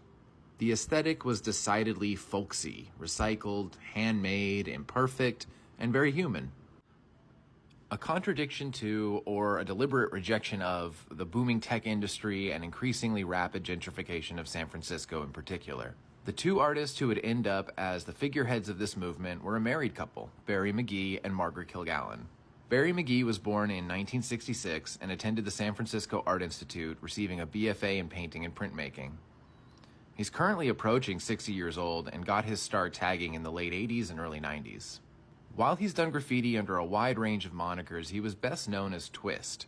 He influenced countless future graffiti artists by experimenting with multiple lettering styles, using symbology, like this screw here, and a unique cast of characters. While not perhaps as overt as Banksy, McGee's works often carried an anti-corporate message against what he saw as the commercialization of society. He is credited as one of the very first artists to make the transition from street art to canvas / the gallery world and become part of the larger international art world, something he's never really been comfortable with.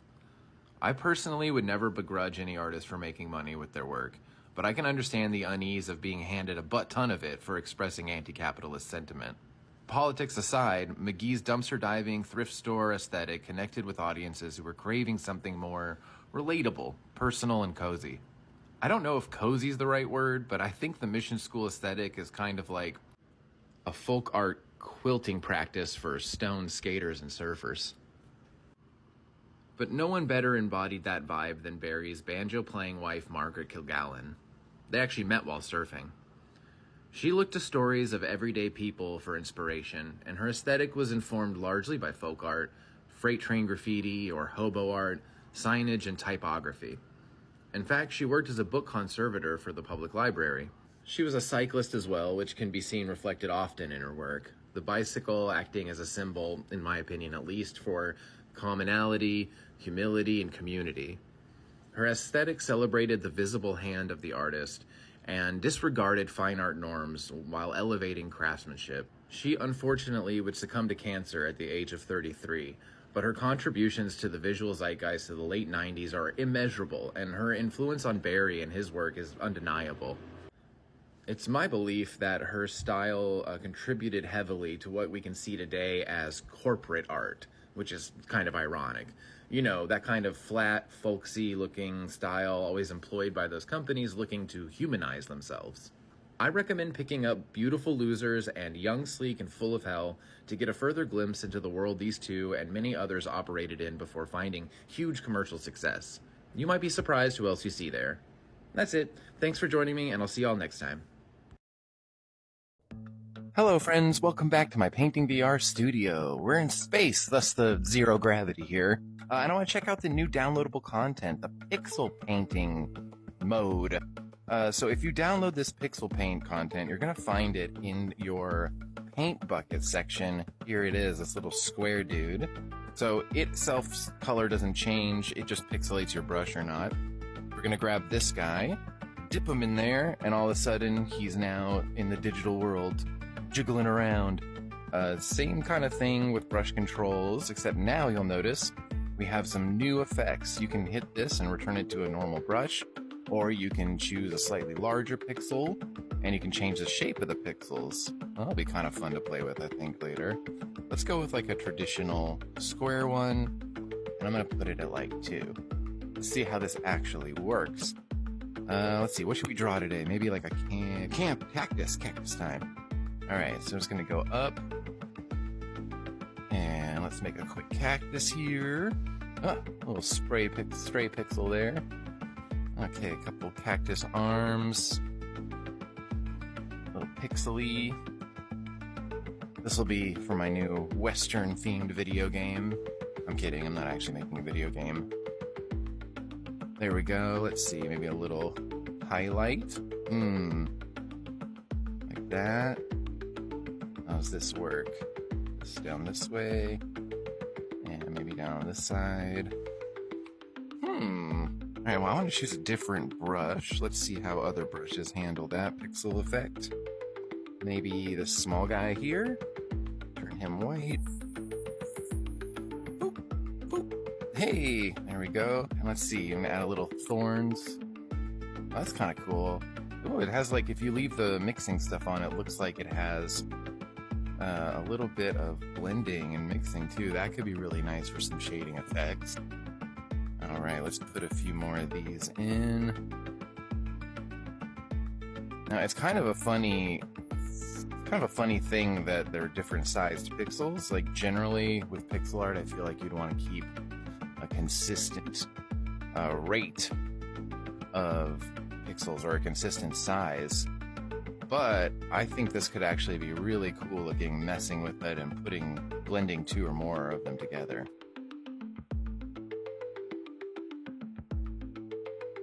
All right, I've made a cactus. I really like this. I think this is cool, and this is why I love Painting VR. They're messing around with creative possibilities beyond just a painting simulator, and they're really leaning into the digital art aspect of their software, which I think is very, very cool, and I'm looking forward to seeing more tools come out in the near future. Anyway, that's it. I just wanted to show you this pixel paint feature. They got a few different options for making different kind of pixels or patterns, and now you can make some more digitally digital art. A little retro. Let's change the skybox before we go. Turn to Earth, please. Oh. I think I need to water this plant. Anyway, thanks for joining me. I'll see you next time. Hello, friends. Have you ever worked really hard to make great content, but then your shitpost goes viral? People love to point to Comedian by Maurizio Cattelan as an example of how the art world is a corrupt scam, as if he takes himself completely seriously. But Maurizio has always been a prankster. In 1992, he gathered investors to pay him under the stipulation that he would not make any art for a year. At the 1993 Venice Biennial, he rented out his booth to a perfume company without telling anyone. What I heard about Comedian was that a dealer friend begged him to do something for his booth at Art Basel in 2019, after Catalan had officially retired in 2011.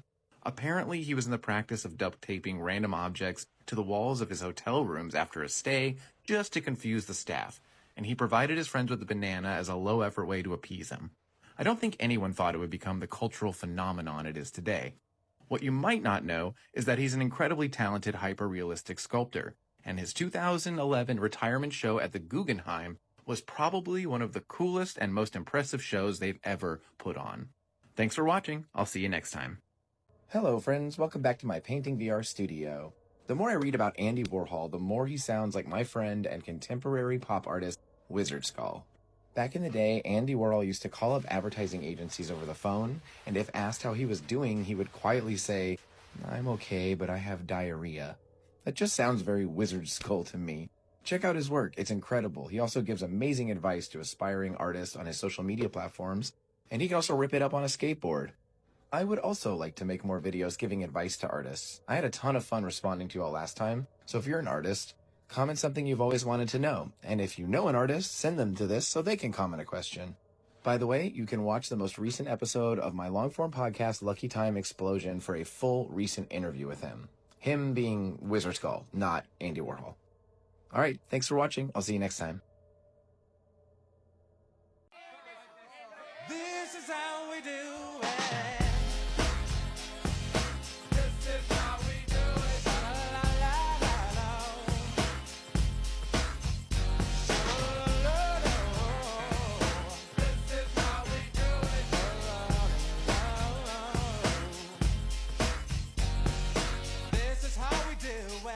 It's Friday night, and I feel alright.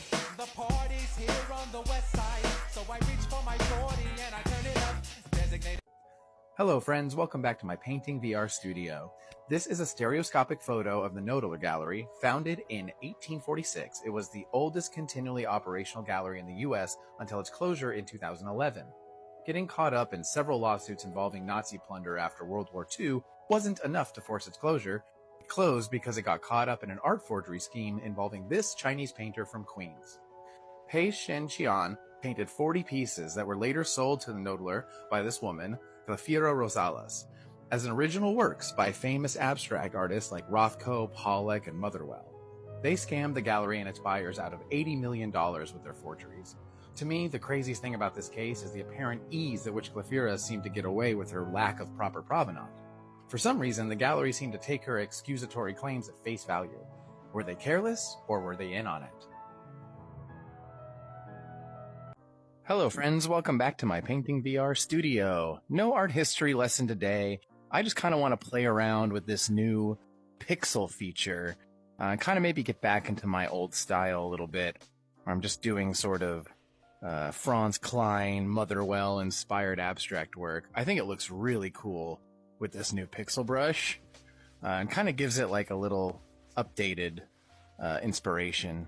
That's one of the things I love the most about Painting VR is just like, you're gonna get stuck in a rut, and then they come out with a new tool, and you can play with it and kind of inspire new work from the new stuff they're releasing. Oh, I like that. I kind of like fade out pixel thing. That's pretty cool. I don't know. It's not pixely enough for me. Let's try this. I really like doing this where you kind of hold it off to the side and let that go. Not terrible, but let's try again. I gotta go over there now, though, and get that canvas back. It's cool. They put all the tools on your wrist now, so you don't have to keep your tools nearby. You can just pop them out whenever you need them. All right, let's take this back. I wanted to paint. I was kind of thinking about painting something inspired by this limp little plant over here that needs water. Starting with the spray can this time. Spray can. We need that black. Pixels. There we go. Like 0G pixel paintbrush. Yeah, I like this. It gives it a lot of like a sense of motion. Maybe a little this way. Kind of fitting with the space theme of the studio. That's cool. All right, let's use this guy. Let's see. Is that plant going to be an inspiration? You know what? No, it's not. I'm going to ignore it. Keep going with that theme. Shooting out into space vibe.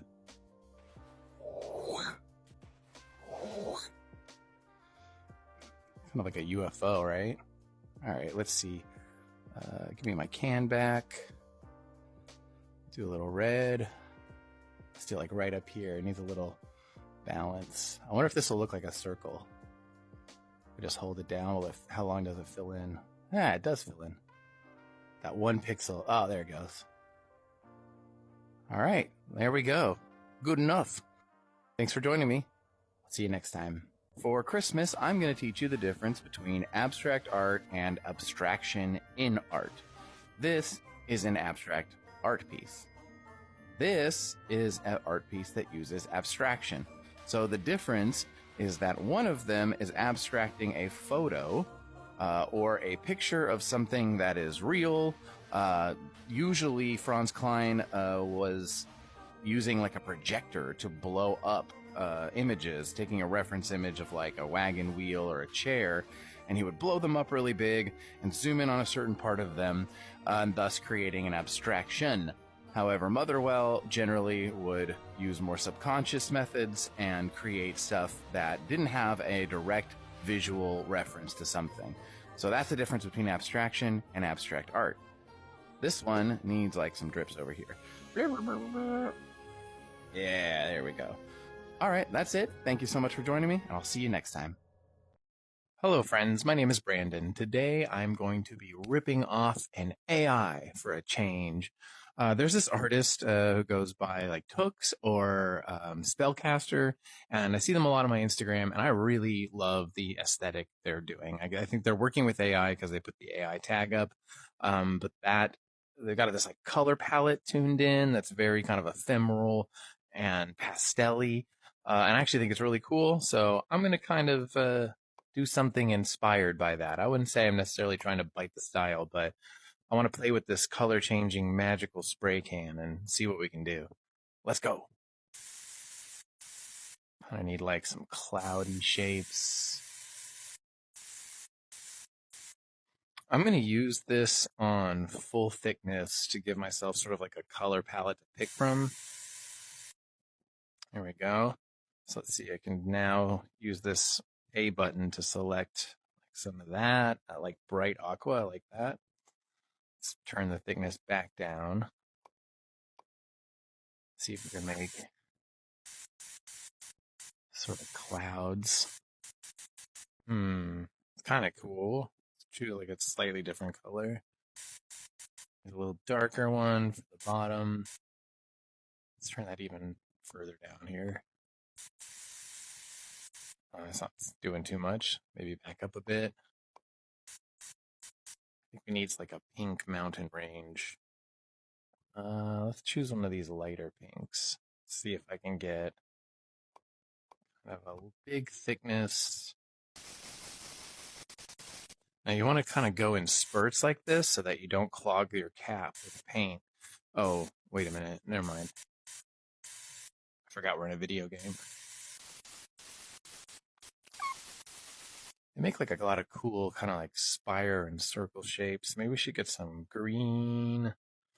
Like a sun thing up here coming out of that cloud maybe. If I do this, actually, you know, I'm going to use that crazy rainbow thing again. All right, let's try. Oh, that's way too strong, way too strong. Let's go down to 2.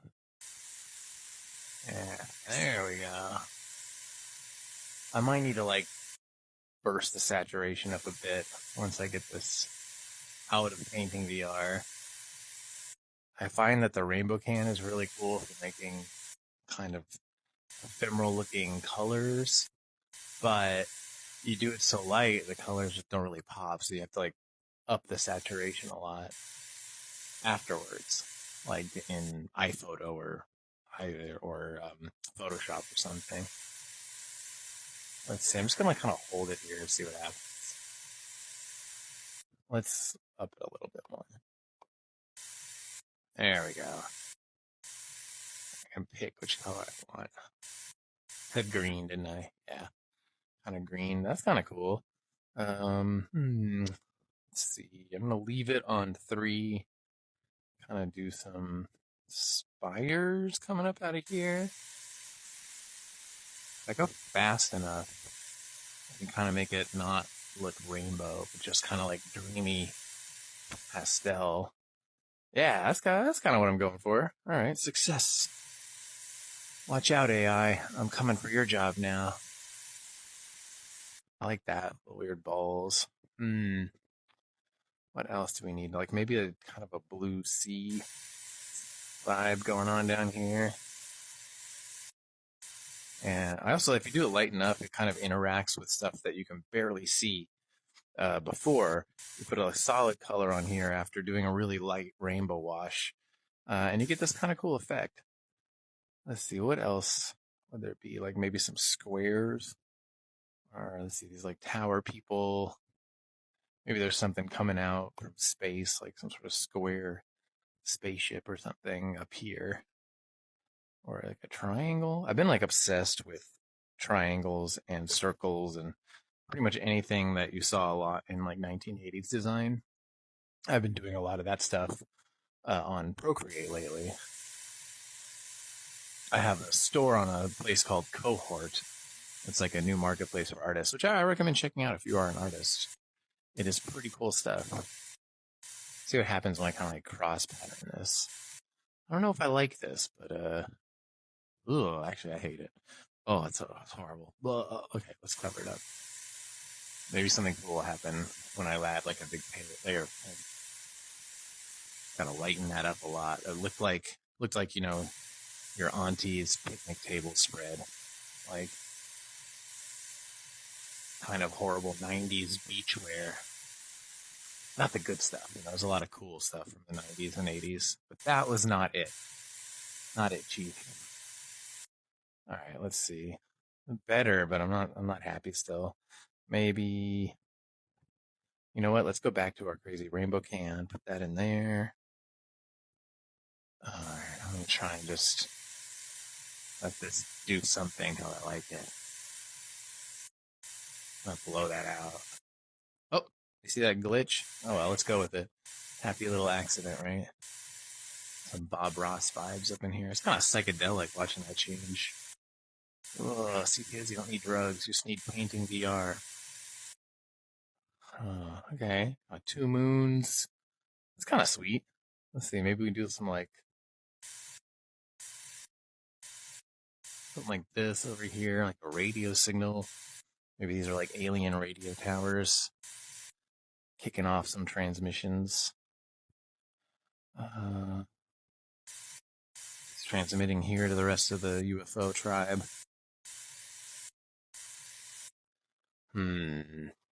No.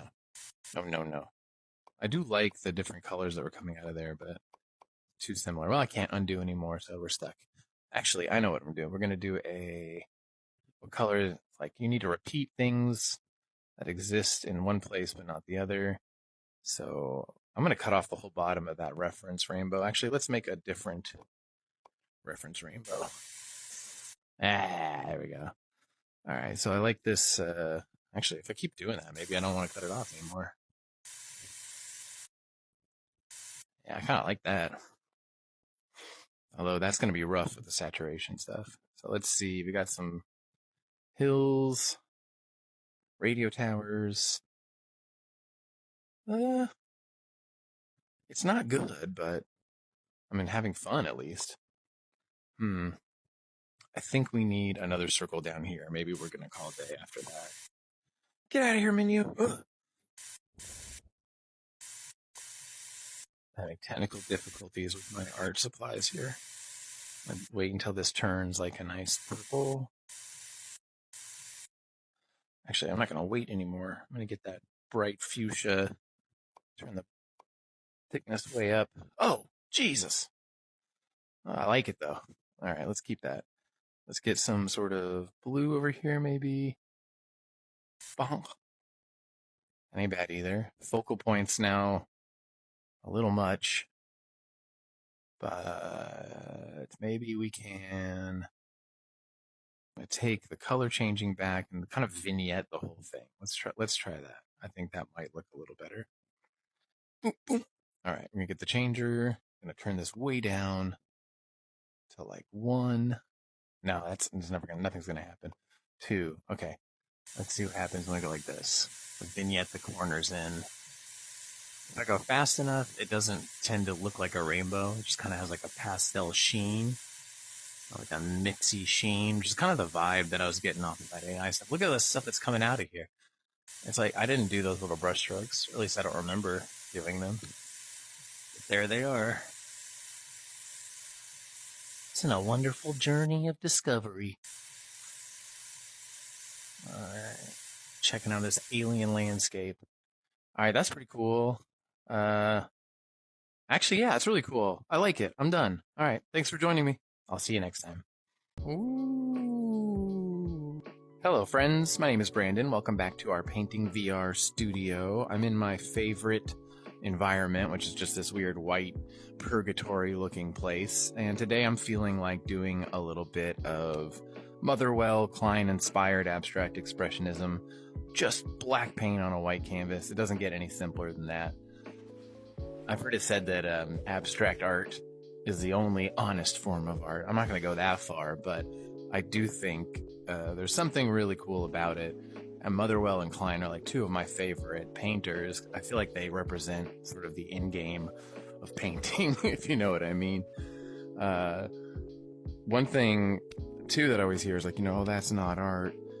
And people seem to have this hang up about, representation, which I feel like with AI and photography, that was over with photography. Now we got like computers and AI to contend with. So I feel like it's even more relevant than ever, really. Wow. And people have said they wanted to hear more about my thought process, like while I'm painting. So there's really not much going on up here. I'm just kind of looking at shapes, if they look interesting or not to me, and trying to make sure that the composition of the piece is balanced. This is not really, it's not terrible, but let me go over here a little bit more. Oop, I need to adjust my thickness. No, that's working. See, it's kind of like a weird bowl looking shape. I just like seeing brush strokes, and I love painting big. There's this like convention that big is good, or like if you make a painting bigger, it's more valuable. I think the only reason that exists is because if you have enough room in your house for a giant painting, you probably can afford an expensive one. So I feel like it's a little bit of a weird fallacy, but it is fun to paint big, so I'm not gonna knock that. These stripes are ugly. Let's get rid of that. It's all black scribbles. Yes, I know it's scribbles. Don't comment, oh, it's just scribbles. What are you painting? What are you painting? I'm not painting anything. I'm just having fun. I'm just painting a little bit, making marks, and trying to make it look cool to me. This does not look cool to me right now, but it's getting close. Let's see. Unlock this. So it's kind of balanced. I don't love this little bit here. Let's try to like obfuscate that a bit. Looks like a shelf with like a bowl coming off of it. Some stuff. Okay, I'm starting to like it a little bit more. I go this way. I'm looking at like how your eye moves around the canvas. This is like taking your eye this way. This is stopping your eye from going any further over there. I feel like it needs, let's do an eraser. I feel like this area could use a little bit more. Clear this out a bit. Make a little bit of a contrast between the right side and the left. Get rid of all this stuff. I like the weird digital strokes the eraser leaves behind. Kind of funny. Let's get rid of this too. Oh, the canvas is blinking at me because I need to lock it again.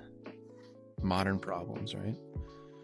All right, squishy, squishy, squishy, squishy, squishy, squishy.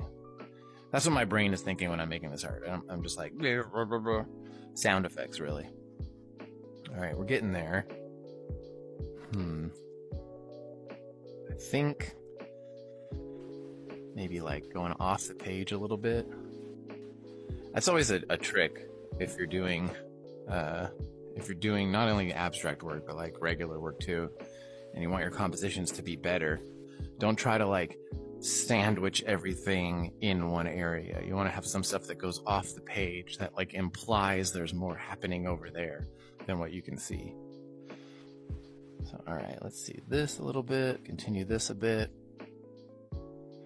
I don't like that bottom part. I just don't like it because of those hairs. Maybe that will fix it.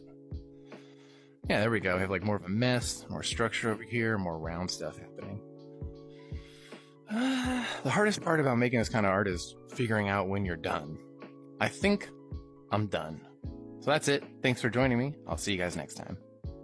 Why do big galleries take half of your money when you sell a painting? A lot of artists are not very good at self-promotion, and I think that they shouldn't have to be. Now, that's not saying there aren't some. There are definitely artists who are really good at self-promo, and they deserve 100% of their sales. But there's a reason that the 50% take from galleries is kind of standard. In fact, it used to be more. It used to be 60% and 40% would go to the artist. And if you think about it, they have a lot of overhead. What costs more, running a giant, beautiful space with staff and lighting, electricity, and all that, or buying some art supplies? Now, I'm not trying to say that everybody who takes 50% of your work is doing their job, but if they are, it's well worth it, and it's another reason that art is so expensive. When a buyer wants to make a large purchase, they're making an investment, and they need confidence that this thing is going to be worth shelling out several thousands of dollars for. And one thing I've noticed is the rise of like online marketplaces, and these can be really good tools for you, but a lot of artists kind of tend to think they can just upload something to Etsy or a platform like Cohart, which I love. They're great, and they take 5%. So why does Cohart only take 5%? Because they're offering you tools to sell your work online that are super easy and well worth that. But why would someone take 50%? Well, ideally, it's because it's well worth it, because they know that they have collectors and that they can market you and do the work for you. It's kind of the dream of an artist to not have to worry about any of this stuff. If you're not paying anything up front and there's a large cut involved, that's kind of an ideal situation, because really it takes two to sell artwork. Anyway, that's my thoughts for the day.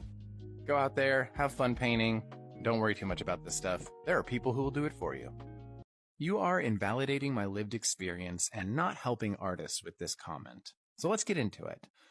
Do I agree that 50% is a fair take for a gallery to take from your art when you sell it? I don't know. In fact, it's a thing that is now up for debate, and a healthy discussion about it is happening. People like Jerry Saltz, probably the most famous art critic alive, does not agree with this take. He thinks it's akin to highway robbery. Keep in mind, Jerry Saltz is not a gallerist, but a provocateur and a commentator on art. But to say that I shouldn't spread it like it's gospel is also misleading, because it is gospel. It is a norm. It is how the market works currently when we're talking about big galleries. It's kind of a fool's errand to say that artwork at this extremely high level is not the domain of the wealthy. It just is. And that is the way it is. Do I think that's correct? No. Do I think art is for everyone? Absolutely. Do I think art should be cheaper? Probably. 50% is a standard take, and it's something that we could potentially change. and maybe something we should work towards changing. And honestly, I don't think we need to do that much work towards changing it because, like I said in that video, it is changing. We're having a lot more online marketplaces. We live in the age of social media now, and artists can just connect with their audience more directly, like I do here. I notice now the big galleries, the ones that do take 50% and the ones that are supposed to make or break your career as an artist, lately they've been doing something that I find interesting where instead of making artists, they're finding them. Similar to the way that actors are discovered now on like from YouTube, and Hollywood is filling up with social media stars as the elite actors in Hollywood. Similarly, big galleries are now looking to artists who have an established following already, and they're trading them like baseball players a lot easier. So, a big artist will jump from Periton to Gagosian to whatever, back and forth. And it didn't quite used to be that intense. I think people used to stick with one. A gallery would make their name by having one big artist that broke out and that they were famous for selling and that they were famous kind of for championing. And that's what I'm talking about here. I'm talking about the people who are really going to champion you, really do the work in order to sell you and to convince that very small group of people at the top that you're worth buying. So anyway, hope that clarifies things. Love ya. Take care. Hello friends, welcome back to my studio. You might be noticing we are not in my normal studio. Today, unfortunately, Painting VR was crashing on me, so it wouldn't stay open more than a few seconds or refused to load at all. I'm not really worried about it. The developers are really great. I'm sure they'll get on it quickly. I thought I would take today to talk about why I prefer Painting VR over Vermilion. As you can see, Vermilion's really a beautiful painting simulator. It's got kind of more realistic brush strokes even. It's got a nicer blending engine. And there's a lot it's got going for it, especially if you're somebody who wants to paint oil paints and you're interested in traditional art techniques. Vermilion might be your jam. You might even end up painting on a real canvas after using it for a while. But for me, it's missing a few things. Painting VR allows you to have a huge canvas, and it's got those wacky tools like the drill that you see me using all the time. So that's the reason I prefer Painting VR. It's actually like a little more fun for me, and I think that painting large is a big plus. So anyway, thanks for joining me again today. If you like what you see here, definitely check out Vermilion. I do recommend it as a really great oil painting simulator. It's just not what I like to use normally. Oh, I can't even drop my brush. I'll see you next time.